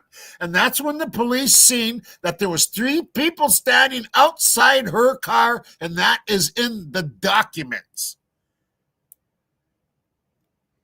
Exactly, Joe P. Where are you? Whoops. There you are. Yes, exactly, Coco. And Jimmy is a total psycho. So was it Jimmy that was with her? And why were they standing outside the fucking car? What the hell? In back of the house. At the time that Brian was supposed to be going into the sliding glass door, she's parked in the back with 2 other people. At least. Because we don't know if it was her standing outside the door or not, or outside the car. Yes, okay, yes.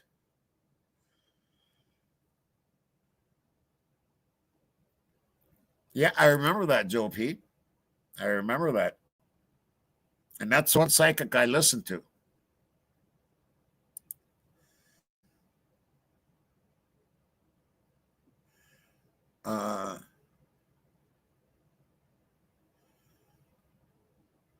Right, and Jimmy Mackey. Yep.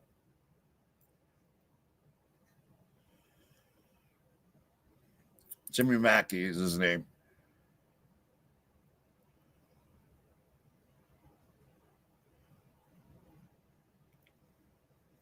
Yeah, I'm trying to read all you guys' stuff here.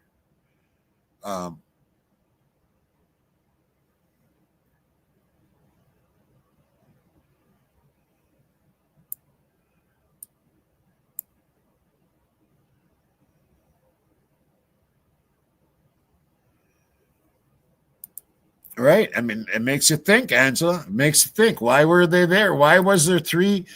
Well, we don't know if she was standing outside the car or if it was 3 others. Like there was 4 people in the car. So we don't know if there was 3 or 4. She could have been standing outside the car too. Either way, there was at least 2 others with her. And she said she was alone with her fucking dog. She's a lying sack of shit.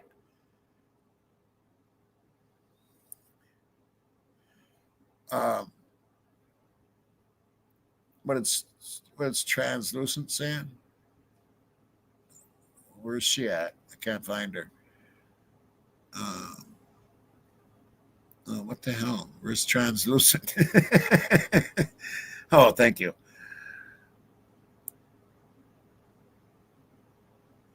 Oh, wow. Are you serious, translucent? Holy shit, girl. Nobody's going to touch my translucent.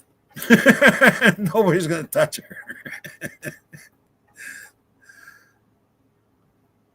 Yeah, that's have you reported that, translucent? I hope you've reported. You know what? I wish you send me an email. Would you send me an email, translucent, please? It's just capital letters, once upon a crime time at gmail.com. And put in the subject line, it's translucent.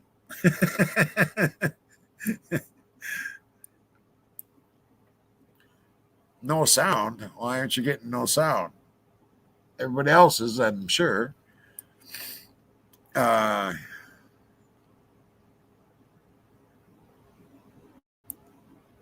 not scared at all, true crime. I'm not scared of any of these fucks. Not at all. If they want to come on the reservation here and try to get past my family that lives here, they wouldn't even fucking make it to.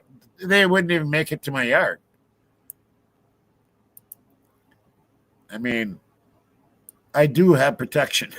Trust me on that one.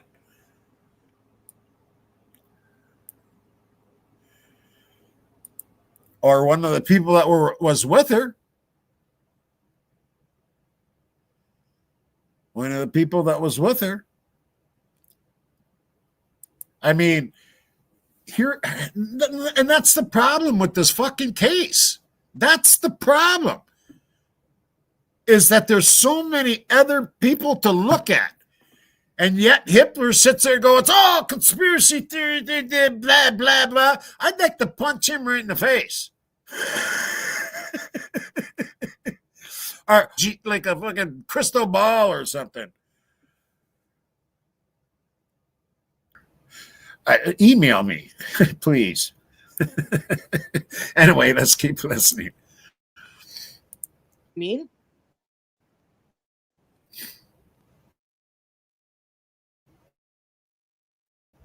This is what the perfect gift for a man looks like. I've wasted thousands on knife sets that can't do. What? Yes, it's too many. So did Dot know Molly? Was Molly way back when she was going on panels? Did you? No, I didn't know. I didn't know her. I didn't know her. But what I'm saying, what I have learned of the things that she's saying, that coincides with what would make sense. You know what I mean? That makes sense of, you know, a lot of the stuff that would be going on, because you have a free shot at the house. You know what I mean? Like, you have a reason to be there. You have an alibi to be there. You have a reason for your car to be around. You have a reason to say, like, you could call somebody and they could be there in 2 minutes. Maybe they're behind you, waiting behind you. Could I ask you a question, though, about that? Yeah. Do you believe that the police were involved with a cover-up and that's how the sheath got there, or these people planted a sheath? Like, I think that, like, do you think the cops covered for these people that are low life, have nothing to live? You think? Here's what I think happened. I think the police came in and they assessed the situation. I know, like, translucent. It's just bullshit. This is something they were not expecting. And what's pissing me off about translucent is that it's affecting creators, ones that are actually have shows, and I don't charge any money. I don't get any money from YouTube, so mine are ad free, and I have to deal with these ads, and they're slow. It slows shit down. It's causing all kinds of problems. In my opinion, people that are using StreamYard and doing these videos, they should not have the ads on there, because it affects the quality of the videos, period. And thank you for bringing that up.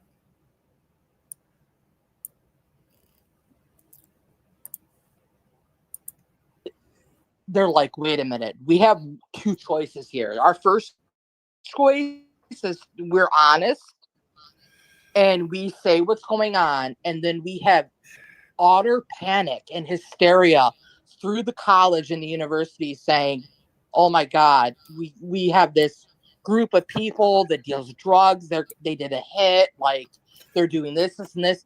They had a choice, like, okay, we have that, and we're going to lose all this enrollment, and everything's going to fall to pieces. Or we can say that it was personal, that it was, you know, a scorned ex, or, you know, it was somebody that had spent a lot of time there that liked one of the girls. So they picked okay, which should we pick? We'll pick the second one. And I think they looked at the situation and knew, wow, this is so messed up. But they had to try to morph all of the information into something that would fit that second scenario, you know, and that's when they became crooked. They were like, well, we have to do this. We have no choice. Like, we have to make it this other way. Pizza crust. So you think they made it where they had to set up Good Brian? name. Yeah, I think that they didn't actually premeditate, like, okay, we're gonna do this.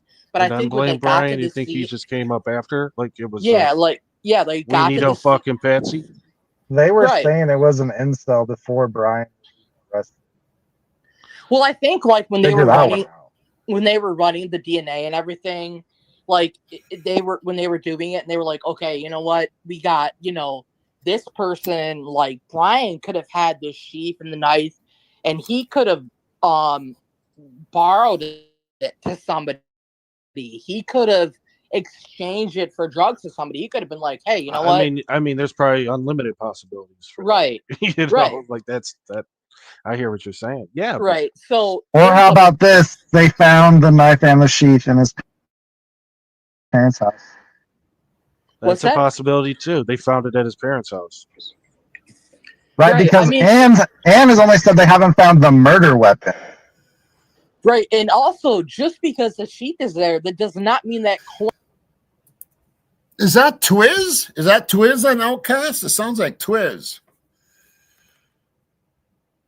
Doesn't that sound like Twiz on Outcast? It must be, right? What else was I going to say? I read something here. Oh, yeah, Coco. Yeah, the DNA. That really bothered me that they... I mean, like I said at the beginning of the show, they should have let the FBI run the whole fucking show, because they did a terrible job at collecting DNA. I mean, look at on the outside of the house where it was dripping down. They didn't even do a test on that. They didn't do a test on the mattresses. They didn't do, I mean, come on. And they only found,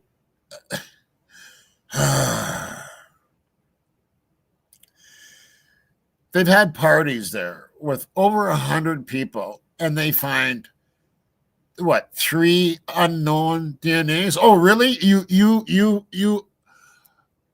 In other words, they're trying to say that they've verified every DNA in that house except for 3 of them. Bullshit. I call bullshit. This case is bullshit. The investigation was bullshit.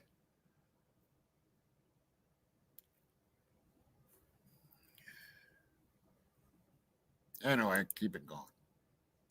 Coincides with what was the weapon that actually took their lives. That sheet technically could have been one of the victims. They, like, people don't even think like she could have been sleeping with the weapon. Just think like, okay, my personal opinion on it is it's a movable object regardless. It's like, right, it shouldn't even hold that much weight. It's very easily to just place. I don't know, you know. In other words, it's a movable object, right? It's a movable object. In other words, they cannot place Brian at the fucking house. That's what that means. They might have a little piece of DNA on a snap, but it does not put him at that house. Period. Right. It's very, you know, it's very easy. You know, like WSU Kim told me, she said like people that said that they were in a certain place weren't in a certain place. Like there are people that were close. Has to be on your end, Cindy. Kaylee and Maddie that were ruled out, but they were try not refreshing. You know what I mean? Like check your volume. Like at the end of the day, you have to think, okay, well, you know what? Does she have any idea who that was though? Like, does she have any names for who was close but lied? Do I have any names of what? Well, I don't know about you, but like you said, Kim said that there were people that were close to them but lied and said they weren't there. Like basically, they were lying about where they were that night. Does she have names? Well, Jack,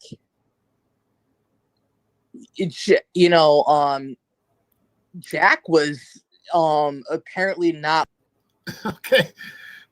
Some people aren't having sound.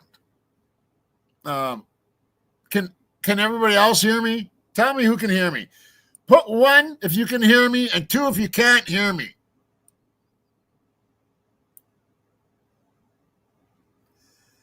One if you can hear me, 2 if you can't. You don't even have to do 2, just a 1. Okay, thank you. So yes, it has to be whoever doesn't have sound, it has to be on your end. Check your volume. And you probably can't even hear me say that. No, I want to keep yelling at you, twat. You need to be yelled at. All right, thank you. I'll keep it going. Where he said that he was, according to Tim. Showalter? Yeah, apparently he was staying with a friend of Tim's daughter, and and he wasn't where he supposedly said he was, so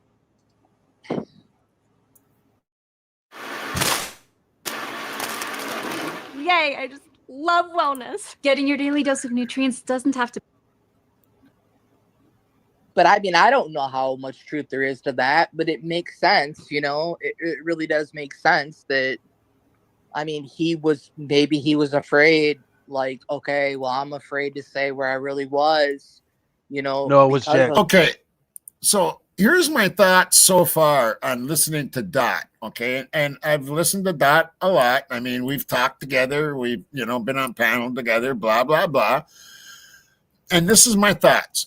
She's not scared she's not afraid to say, I don't know. I don't know, but here's what I think. So to me, that's somebody that's being truthful. That's somebody that's saying that, oh, I don't know that, but this is what I think. And to me, that is someone that is being honest. Everybody agree with that? I mean, yeah. The chat's saying it was Jack B. Is that who it was? Jack B? What's that? The WSU said Jack B. Yeah, Jack D. Oh, okay. Somebody wanted to ask you if you've seen any police that morning at all. You know what? There was a whole here's the craziest thing about everything that transpired is that it went from like people saying that they found out, like people saying that they got messages, like there was somebody that was apparently in the apartment in the Whites, and they apparently called Steve G and told him like that there was some shooting that was going on, and this was like at 10 o'clock in the morning.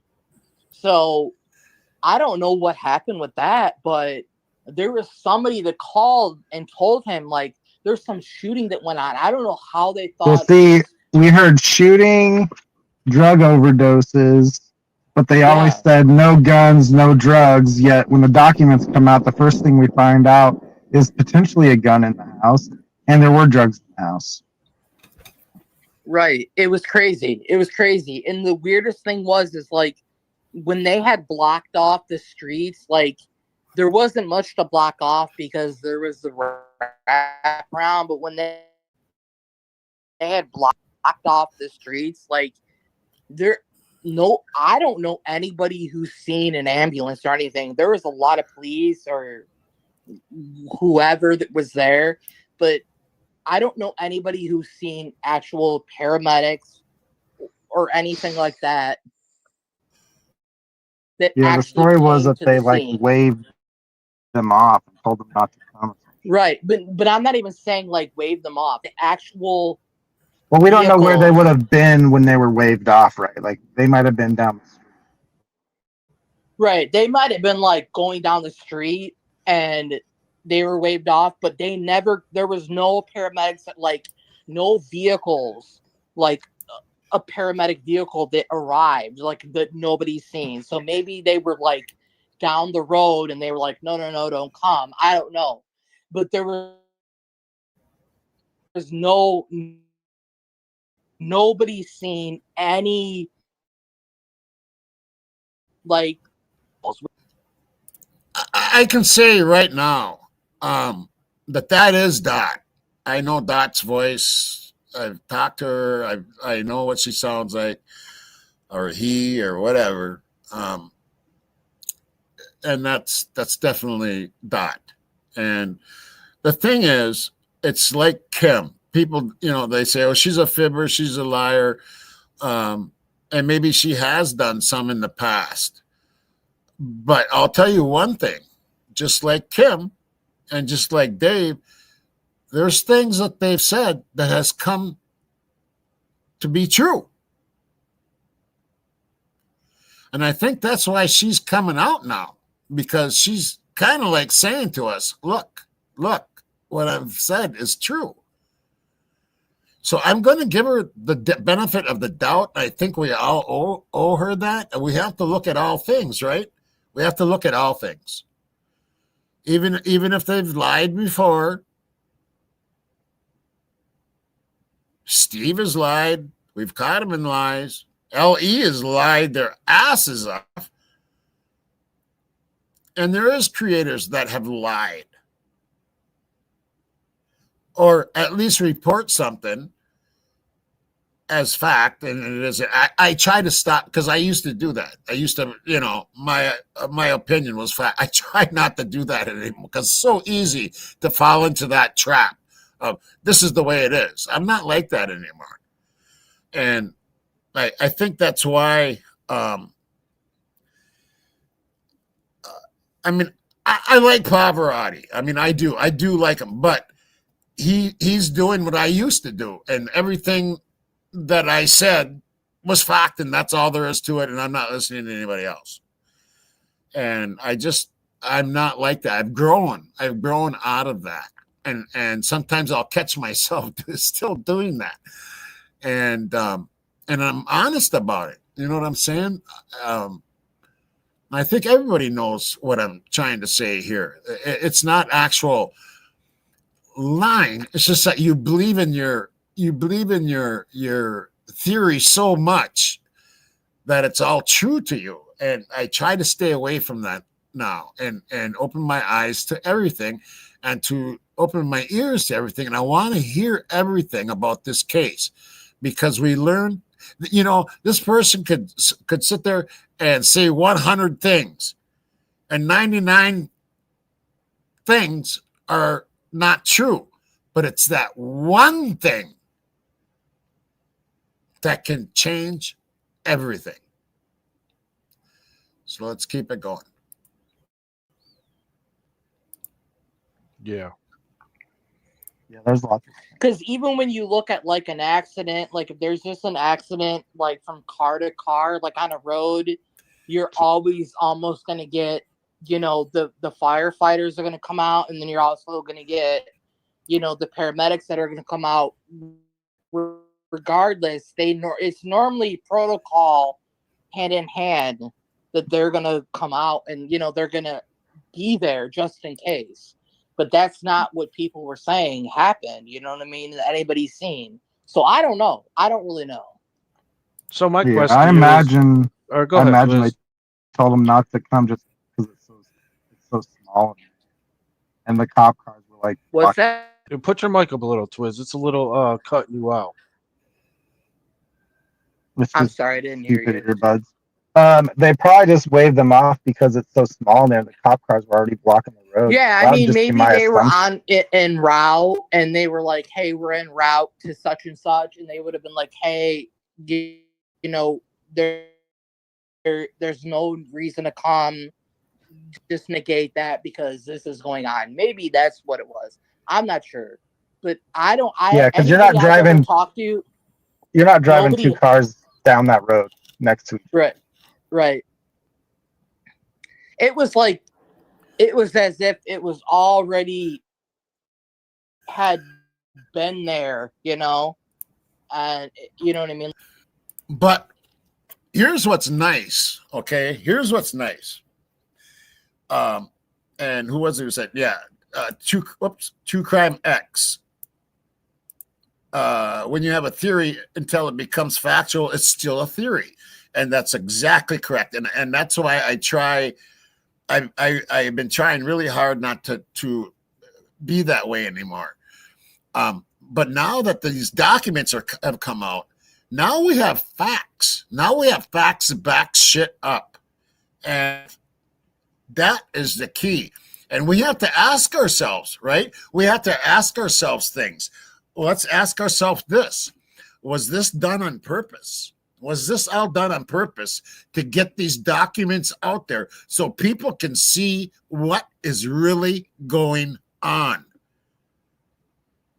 Because I'll tell you what, there's people out there that thought that Brian was guilty and have changed their minds since the documents have come out. And these documents are hurting the prosecution more than they're hurting Brian. My opinion. Of course, everything is opinion and speculation unless it's in the documents, which, you know what? Even some of the documents, they could be lies, especially from L.E. And like it was already a scene that had been there for a while. You know, it wasn't like something that was like absolutely active when it happened. Like that's what I can say. You know, I mean, Were you there the year before? what Were you there the year before? was that? What Were you there the year before? I'm grabbing my other. What do you mean? His mic's fucked up. Like at U of I or whatever? Was I what? Were you at the university the year before in 21? In 2021? Yeah, did you go to the college? Not in 2021. In 2022 you did? You're cutting out. I'm cutting out. You can't hear me? You hear me, Dot? Wow, look at this. 94% of people believe company culture is important. I can hear you now. All right, good. Okay, so Elizabeth 316, why did he sign the plea deal if he's innocent? Well, we have 35 days now to wait to see what happens there. There is another way that could free him, and that is if new evidence comes out. And I believe in these documents, there is enough here that if we got enough people together, that we could actually come up with who did this. It is a confusing case. It is. It's a very complex case. Ann Taylor was running out of time, Elizabeth. She was running out of time.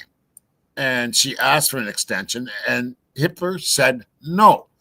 She asked about the alternative suspects.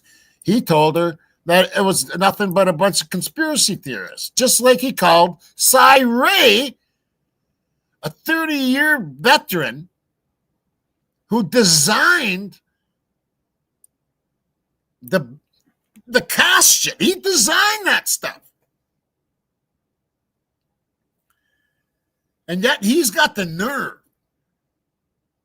to say something like that to a man that has given his life, 30 years of his life, to law enforcement, FBI, and designing software to nail real perpetrators.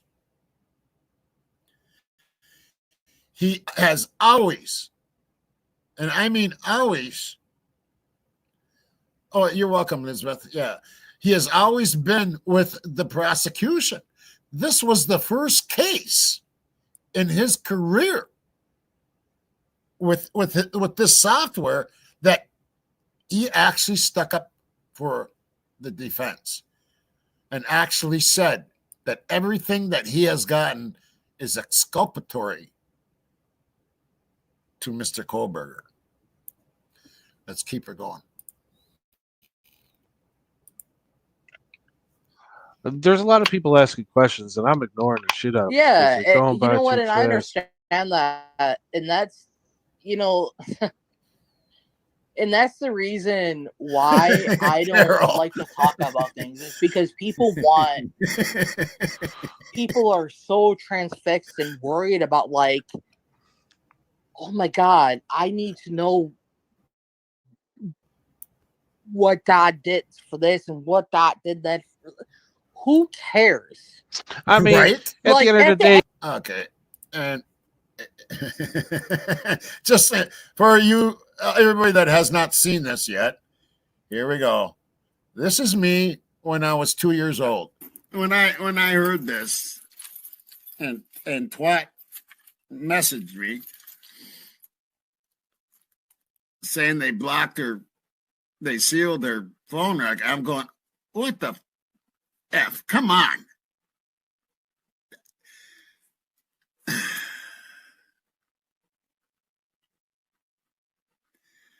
Unbelievable. So what's next?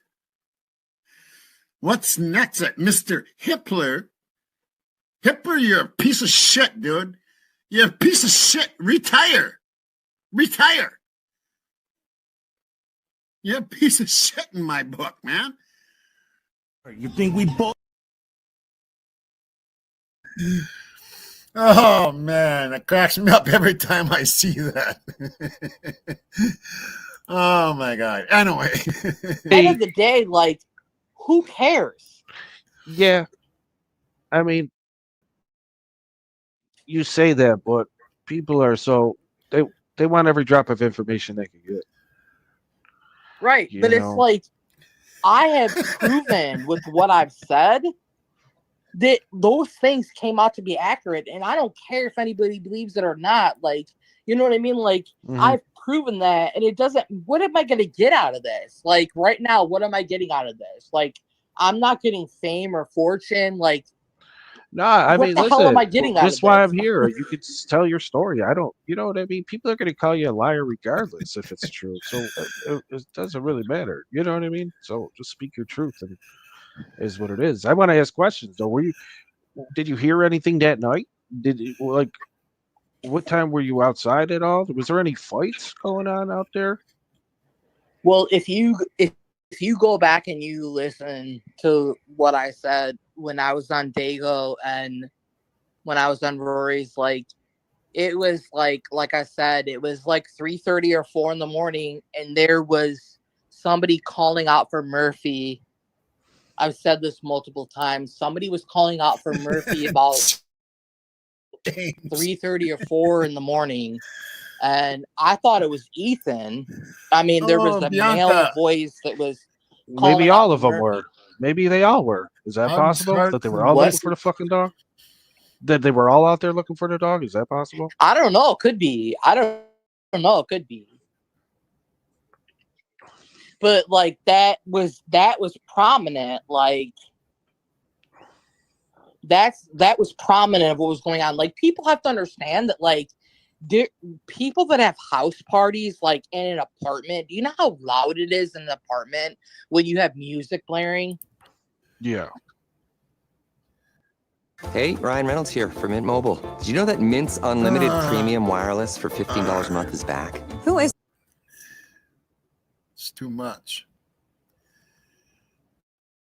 It's not like people are all snuggled in, laying down in their beds, like, you know, ear to, you know, hey, I'm listening to everything. Like, there are people that are having parties. Is it always fighting. are they always partying on the weekends till 4? Is that typical weekend over it's there? parties every night. So the all music's time. blasting all night. Yeah, like there's domestic violence stuff that goes on. People are fighting with their partners, like, you know, stuff going on all the time. Like, it's literally chaos every night. You know, so like, it's not like, it wouldn't be unheard of if you heard somebody screaming something, or it wouldn't be unheard of if you heard somebody yelling something. Like, it would not be like if you were just in it. Yeah, It's like right. hearing that stuff is just another part of your day. Right, Like, right. it was, That's what I figured. Right. yeah. Like, to really hear or see something that would send you overboard would have to be like a fire, or like literally like a house fire, or like a car crash, or like Hurtling laying on screams or the something. street. Yeah, right, right.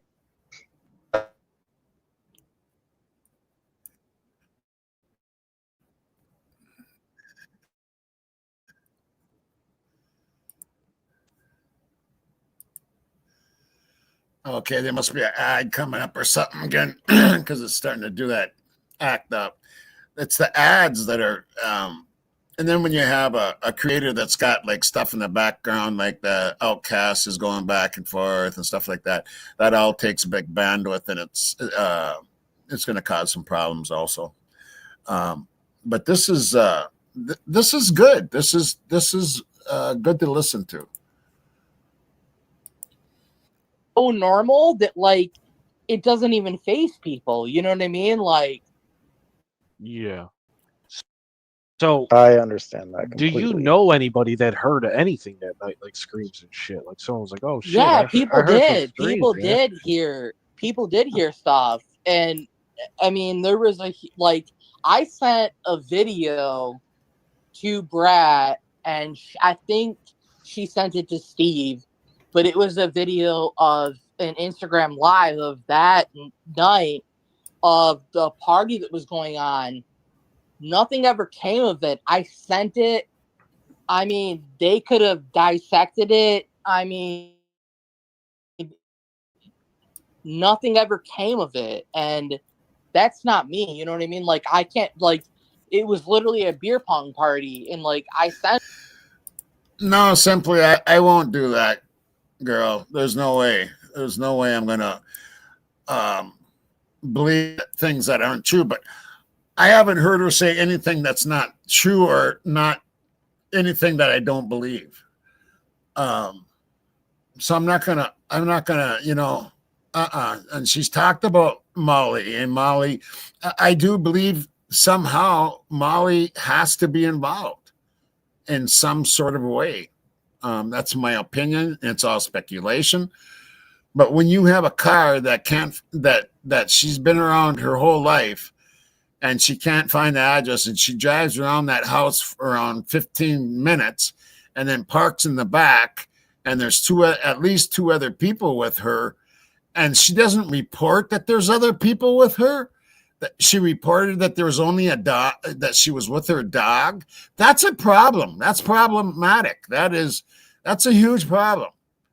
And Dot has mentioned that's what she was talking about, and I think there is something very fishy about that.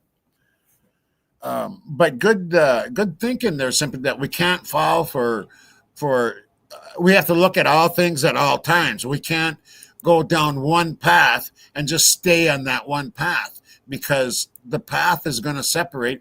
And I've said this before, it's like a tree, and it's going to have branches, and some branches are going to be broken, and you just go until you reach the top of that tree, and that's where we need to be.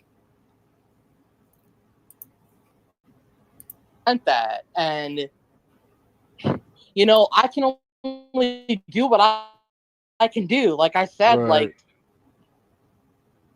you know what I mean? I might still have the video, but like, it was you literally in the background, and like you're having a party going on, but in the background, you know what I mean? You can hear somebody whistling as if they're whistling for, a dog. You know what I mean? Which Will you coincides with. Will you let us see that video if you find it? I think that's Yeah, pretty yeah. And if you know what, if you look up, matter of fact, if you look up,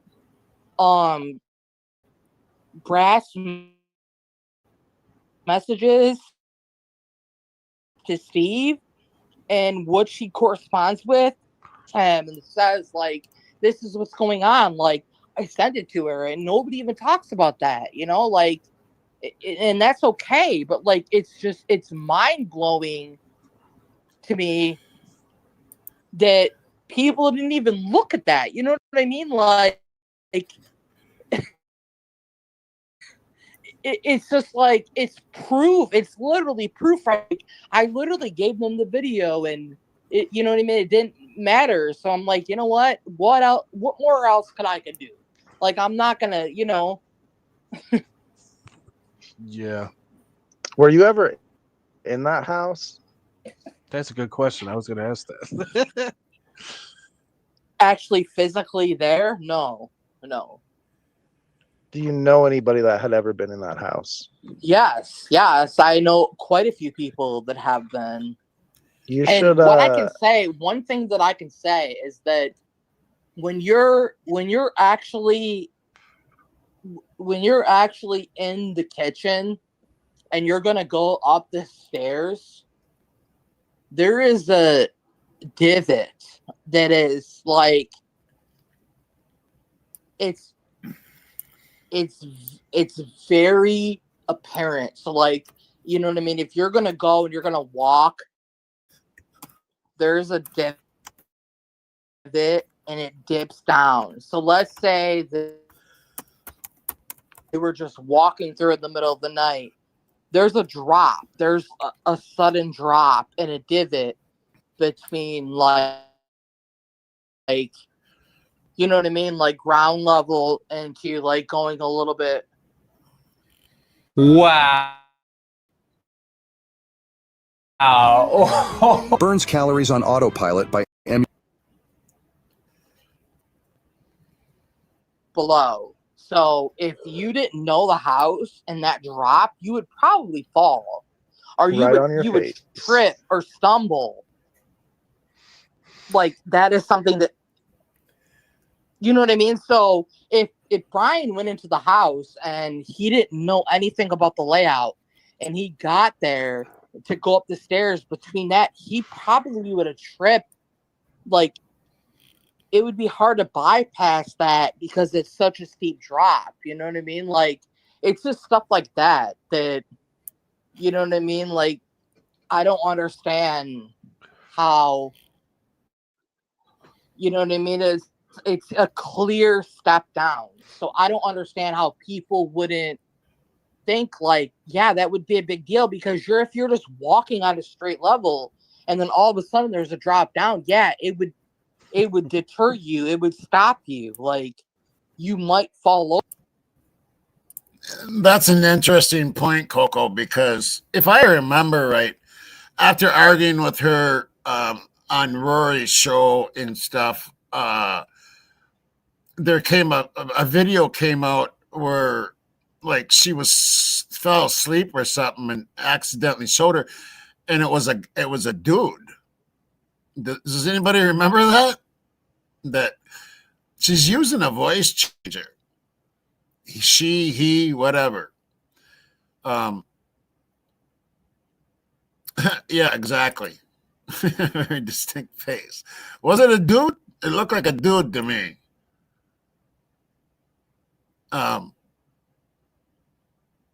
Exactly, translucent. I get you. I get you, girl.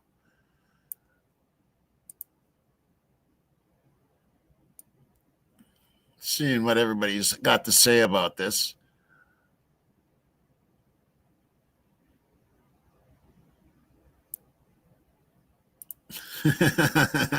Yeah, you gotta email me, translucent, so I get your email.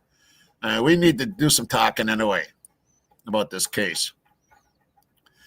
And I have to ask you a couple questions also, something that you might be interested in.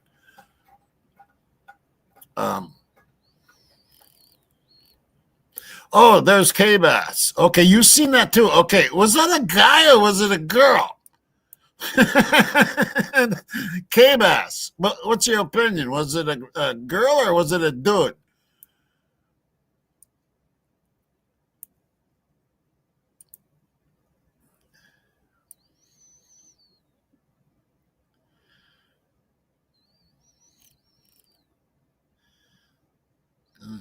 Braden. Yeah. That's right. And called herself Braden as well. Yes, she looked like a dude type. Right. So she might be or something like that. Who knows? And to me, it's like, who cares? That's not what it's about. K-Bass. Yes. Yeah, you remember. Oh, that's right. I got your email. That's right. Translucent. That's right. I'm sorry. Certain people. So, and what I need to talk about, yeah, it'd be, if you want to call, it's up to you. You know, if you got a burner phone, if you want to use that, it doesn't matter. I don't bother anybody, but yeah, I would like to talk to you.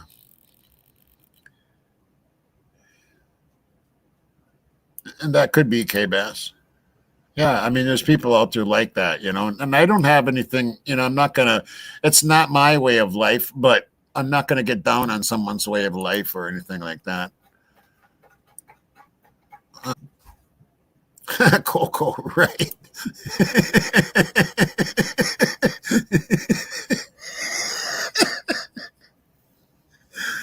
Oh, you caught me up.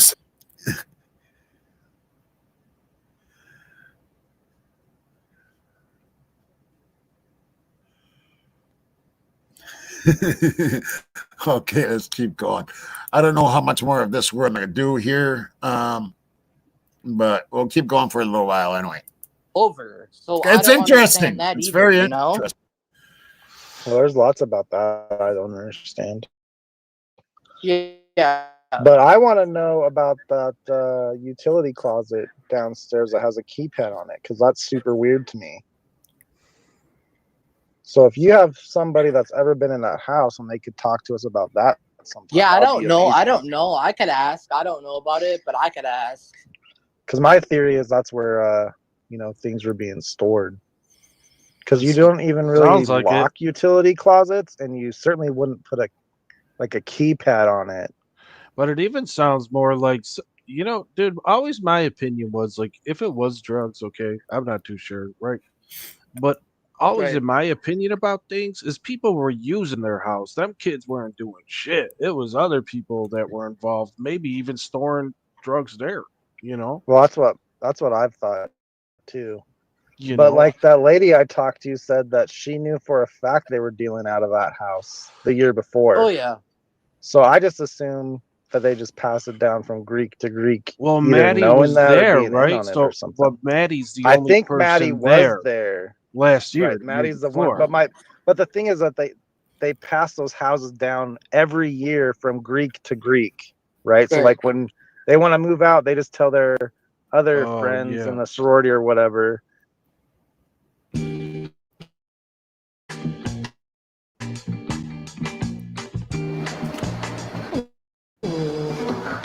This is. And that's one reason why I'll never been right. So like that house. Never monetize my channel. Shit, maybe that house was a stash house for a while. There was some agreement. Yeah, that's what I'm saying. I think if we could get a hold of the roommates the year before, we might be able to find out some more information too. Although they probably won't want to talk about it. So yeah, I doubt anyone is going to talk that's going to make it suspicious of. Well, I don't know if you know, but there was a situation that happened. I do believe so, Jordy. Yes. Where,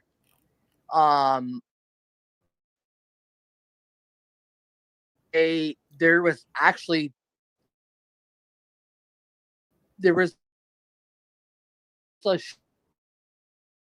shooting that went on, and this was a couple years before. Okay, doing that little spinny thing. Somebody said something up here I was interested in. Where is that?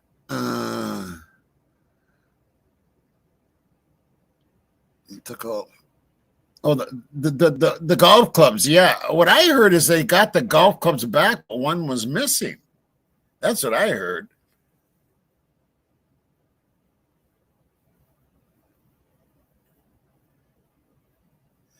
Oh, no doubt about it, James. And, you know, it had the stripes by the mouth of Kaylee. I'm pretty sure that was probably a golf club.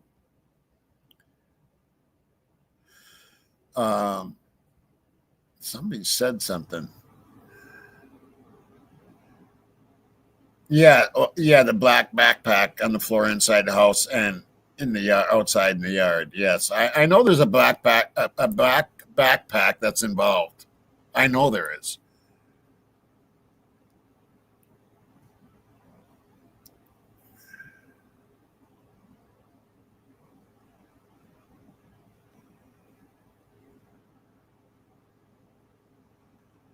I'm just seeing what everybody's got to say here.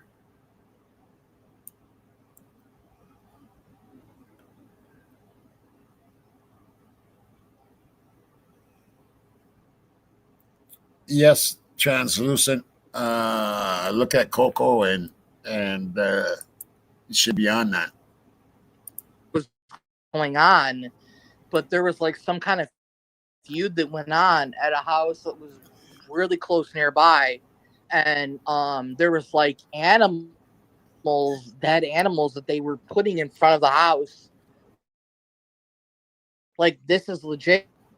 You can look it up. And so you're saying, are you saying 1122 had problems with another house, or? Yeah, and because they believed that they were mistaking it for the other house, just for the other house, but like they legit, like they had like, I don't know if it was a raccoon or whatever, but they had like a carcass of an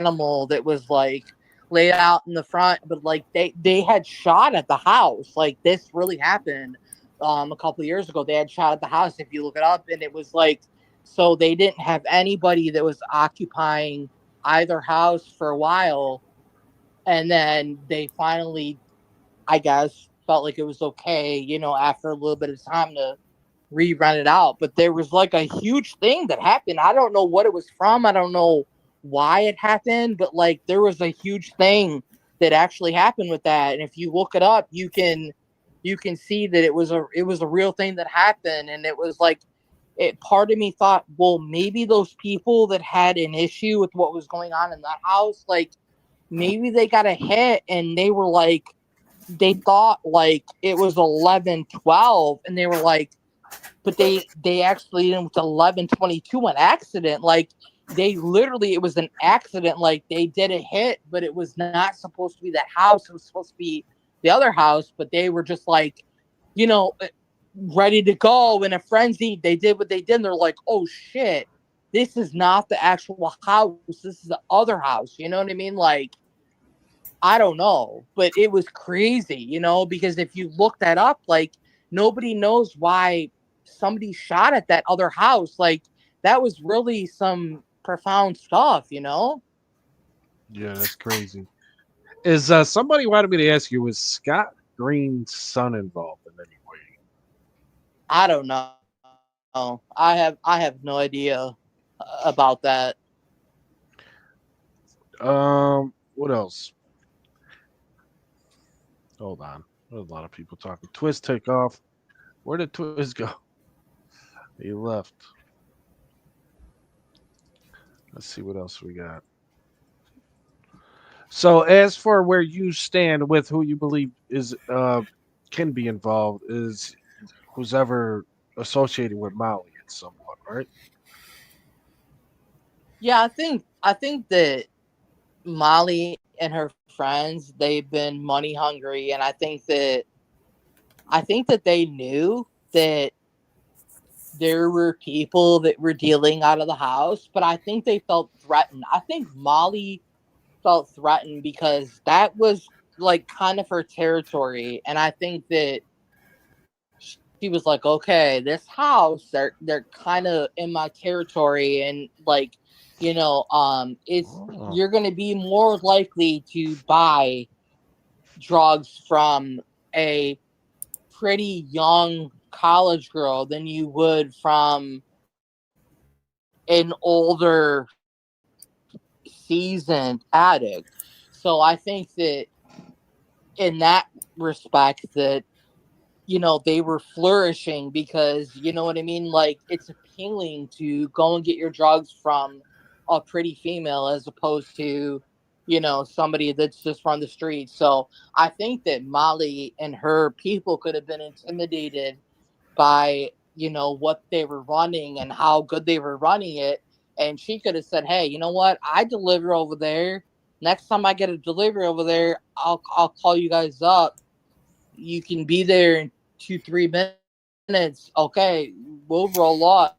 You know what I mean? Or we'll Right. plan this. Like, it's very plausible that Like, you it could think have been Molly something dropped that, it off and was kind of casing the house, and right? Like, well, then fucking bada like, boom, bada bing. right, and like with DoorDash, like.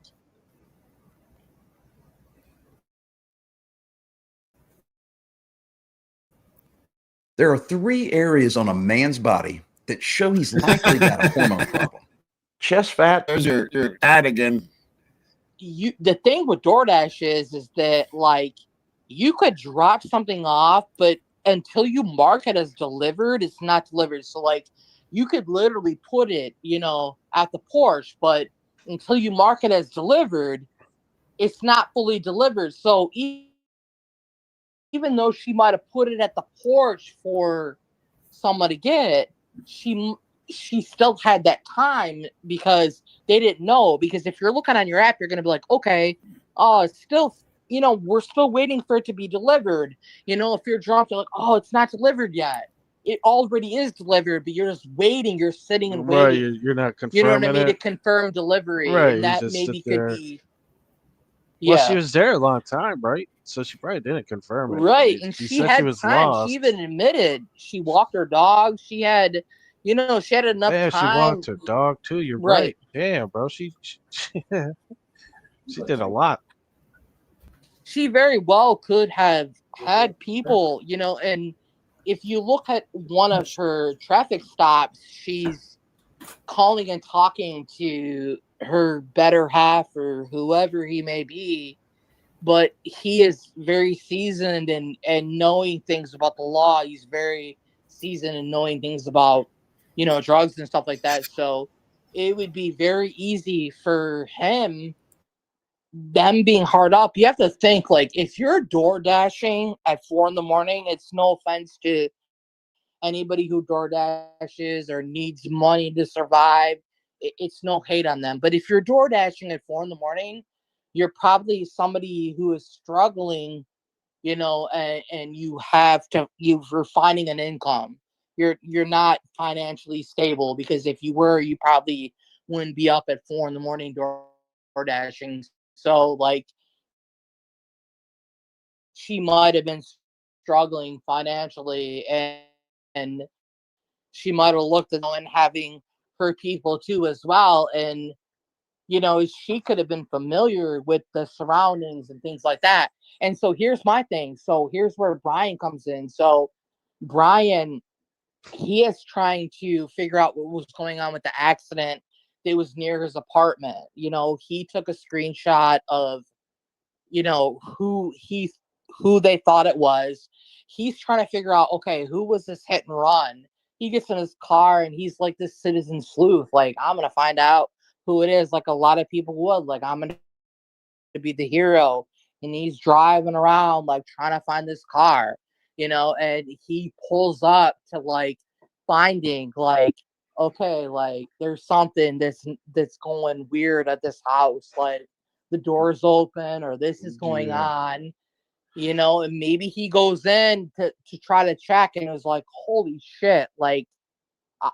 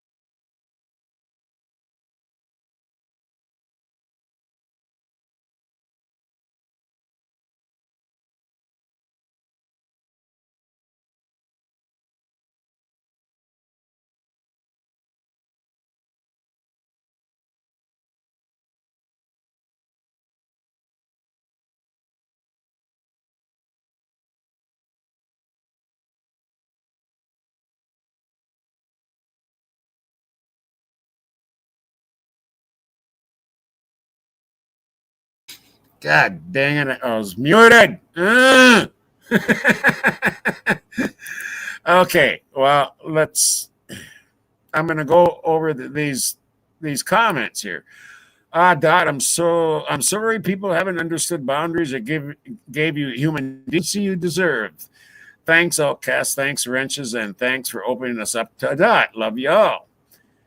And here's Art Bell's Ghost. Thank you so much, Dot, for opening up. Please come back and talk more. This is a safe space, and there are so many of us that will rally around you and protect you. Thanks for coming forward.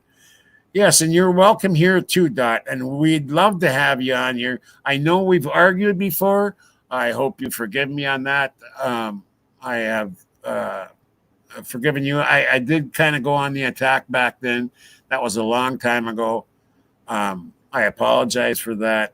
And if you're listening to this, Dot, we'd love to have you here. The crime family would treat you with respect, and they would love to ask you questions. And you're always welcome here. So yeah. What I was saying earlier too also is this is what I had lined up for today. It was all of these ones here, all these YouTube ones. We got to 2 videos, maybe 3. But this is Outcast, and if you put an Outcast and spell it this way, you're going to come across another guy with the same name who's got 2.2 million subs. Just keep scrolling and you'll find this picture with Outcast, and that's his channel. Make sure you subscribe and like up, and he's always got good stuff. He runs late night a lot of times, and he's a good guy, good shit. I've had him up on panel, and I should get him back up here. Actually, it's been a while, but it's about that time. It's been it's almost in about 20 seconds. It'll be 3 hours. And usually I don't go over 2. You guys know that. And anyway, I love you guys, and I thank you for coming and listening and watching the channel and supporting Once Upon a Crime Time. What you're going to be hearing from us soon is going to be total different things and that people have not heard, and it's going to be just very different angles, and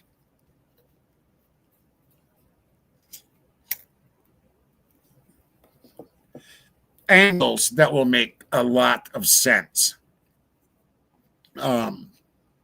This whole Molly thing is very disturbing. It really is. When you have somebody that actually called in the order and then goes and picks it up, and that isn't right, people. DoorDash drivers don't call in orders for other people. And then you have the car in the back with 3 people standing outside the car. And this is at like 4 o'clock in the morning. What's up with that shit, And why were they protecting her for so long? We never even knew of Molly, who it was. Everybody was trying to guess who the DoorDash driver was. Remember? They wouldn't let that out until just recently, and it was by accident. Actually, it was Translucent that found that one video that had been out there for 9 months and nobody even found it. Thank you, Translucent. Doing her job. As always. I love all you guys. You guys all rock, man. You guys all rock, and it's a Friday night. I usually rock it out like a rock, but this blues song is so good, and I hope I don't get copyrighted on it. And I thought, well, this will be good. Sometimes a good blues is really good, and this is one of them songs. Anyway, I want to thank you all for coming and supporting Once Upon a Crime Time. I love you all the chatters and non-chatters alike. Please subscribe to the channel. We're getting close to 6,000. It would be nice to hit soon. Like I said, we have some stuff coming out that's going to be very, very different than things that you've heard anywhere. Translucent, I will be emailing you by tomorrow. And yeah, there's Outcast right there. There's Outcast right there. Debbie, our lovely Debbie Gazzardo just posted it. If you want to go, hit that link and go listen to the rest of the what Dot has to say. If anybody sees Dot, please let her know that I'm sorry for being an attack on Rory's channel, and that I would sure love to have her on this channel, and we will treat her right. And I love you all to my, and I'm going to play that I don't know what was said, what you guys heard and what you didn't hear when I was muted. I usually rock out like crazy, but this time I found the blues song, and to me it rocks. It's really good. I hope I don't get copyrighted on it. If I do, give it a couple of minutes and I'll play something else. Anyway, I love you guys very much. To my subs, you are my heart. To my mods and my investigators and my producers, you really are the soul and what makes this channel go. You are my soul, what makes this channel go. And until next time, if I can find it, here we go. Until next time, rock and roll with some kick-ass blues. Love you. Be doing some shows very soon. See you soon.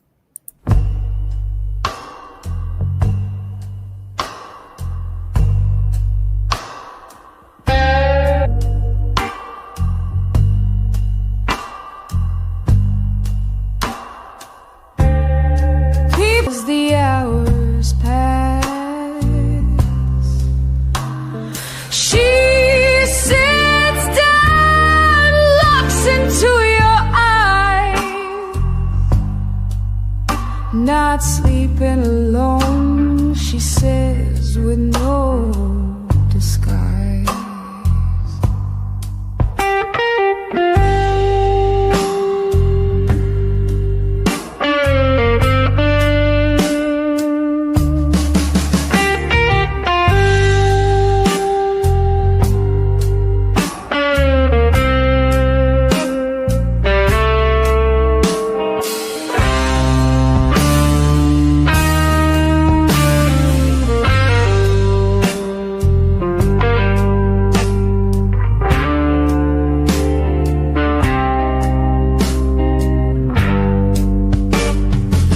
Let's walk, don't let the dark bite. Rain hits hard, city flashing in the light. You take her hand, she pulls you tight, moving like a priestess in a sacred rite.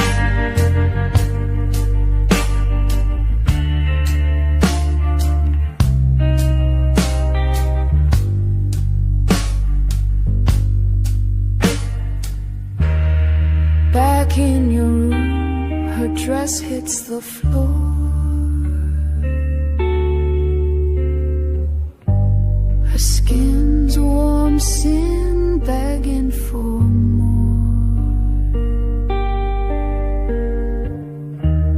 She looks down, eyes ancient and wild,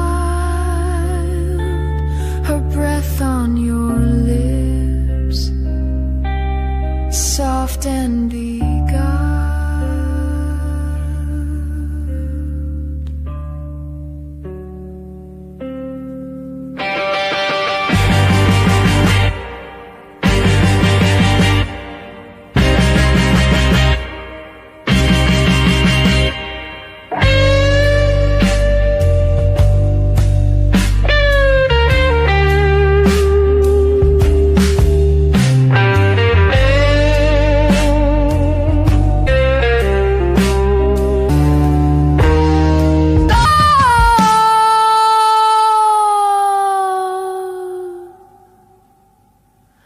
yet never the same.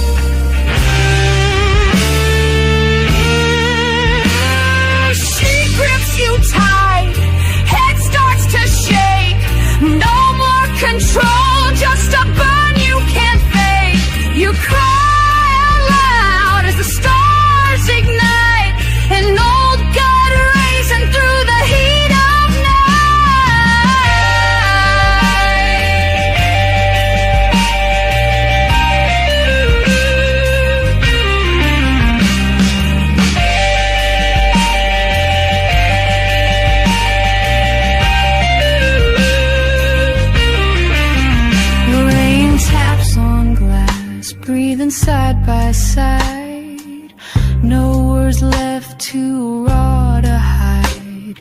Maybe it saved you, maybe it was just a play. Something's changed, you'll never be the same. She slips away, dressed back on in the dark, leaves behind nothing but a warmth and a spark. One last kiss like smoke on your skin, then she's gone, like a sacred dream within.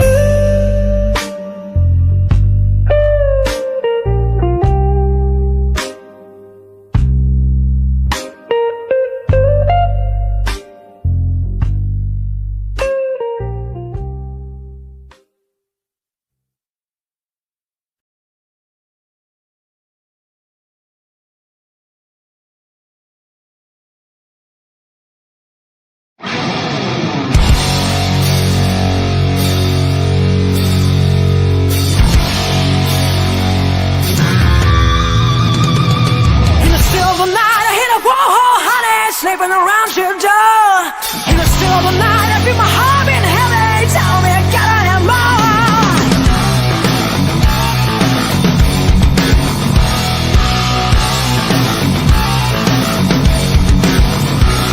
In the shadow night, I see the full moon rise. Tell me what's in store. My heart is start aching, my body starts shaking, and I can't take no more.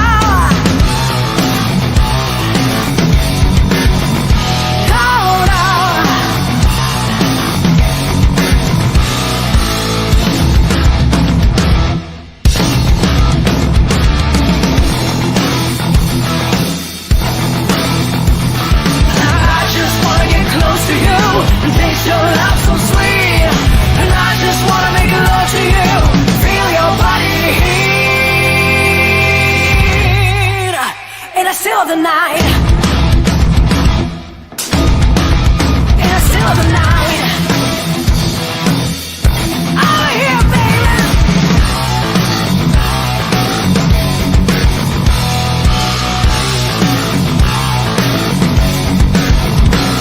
In the heat of the day, face from the sun, from the light of the day until the evening time, waiting for the night to come. Oh.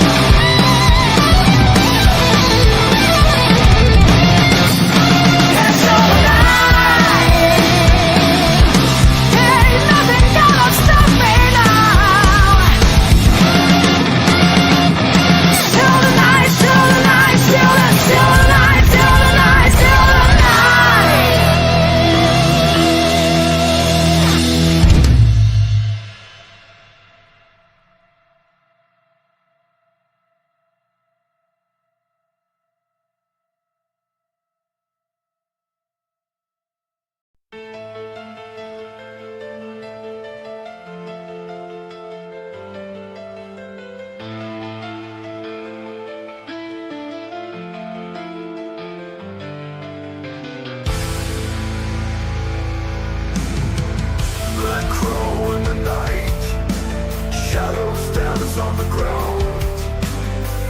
Whispers of the cold wind, they sing stories of grief. Red eyes stare from the top of the abyss. Black wings of silence, they tell stories never seen before. Fly high, dark crow, take the pain from this place.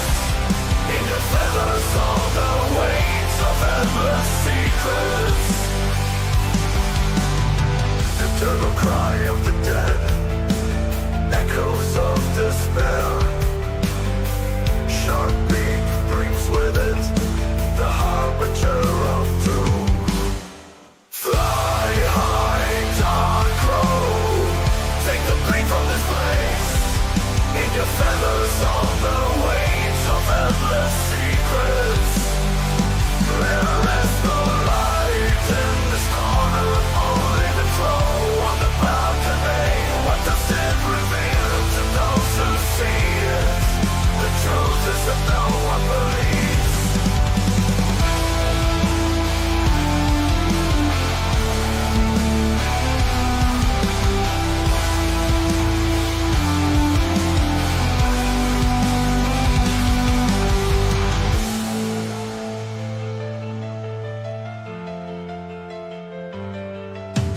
Fly high, dark crow, take the pain from this place.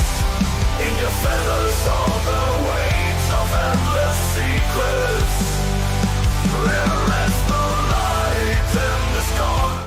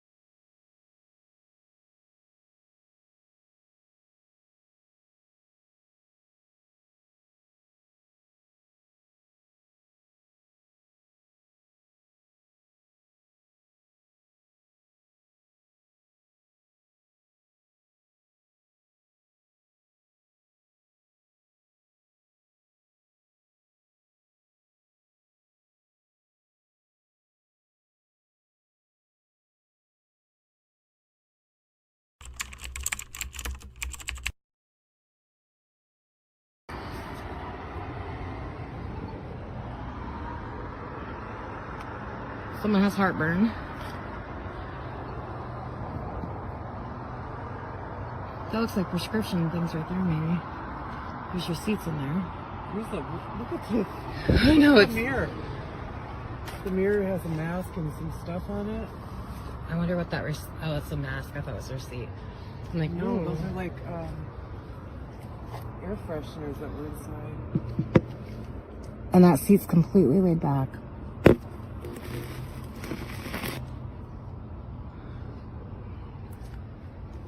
Crazy. Right. Probably would. I don't want to touch it and see if there's a license plate on it, but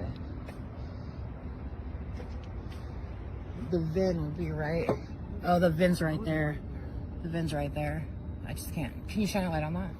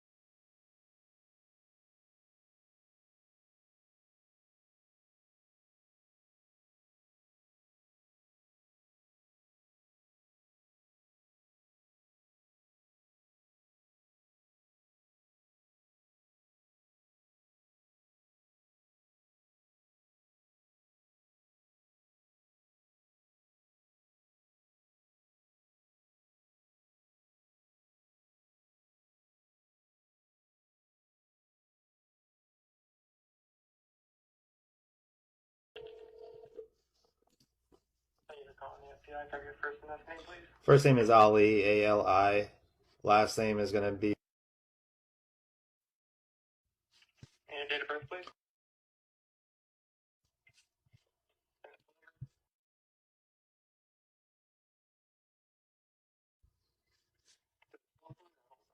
Cell phone.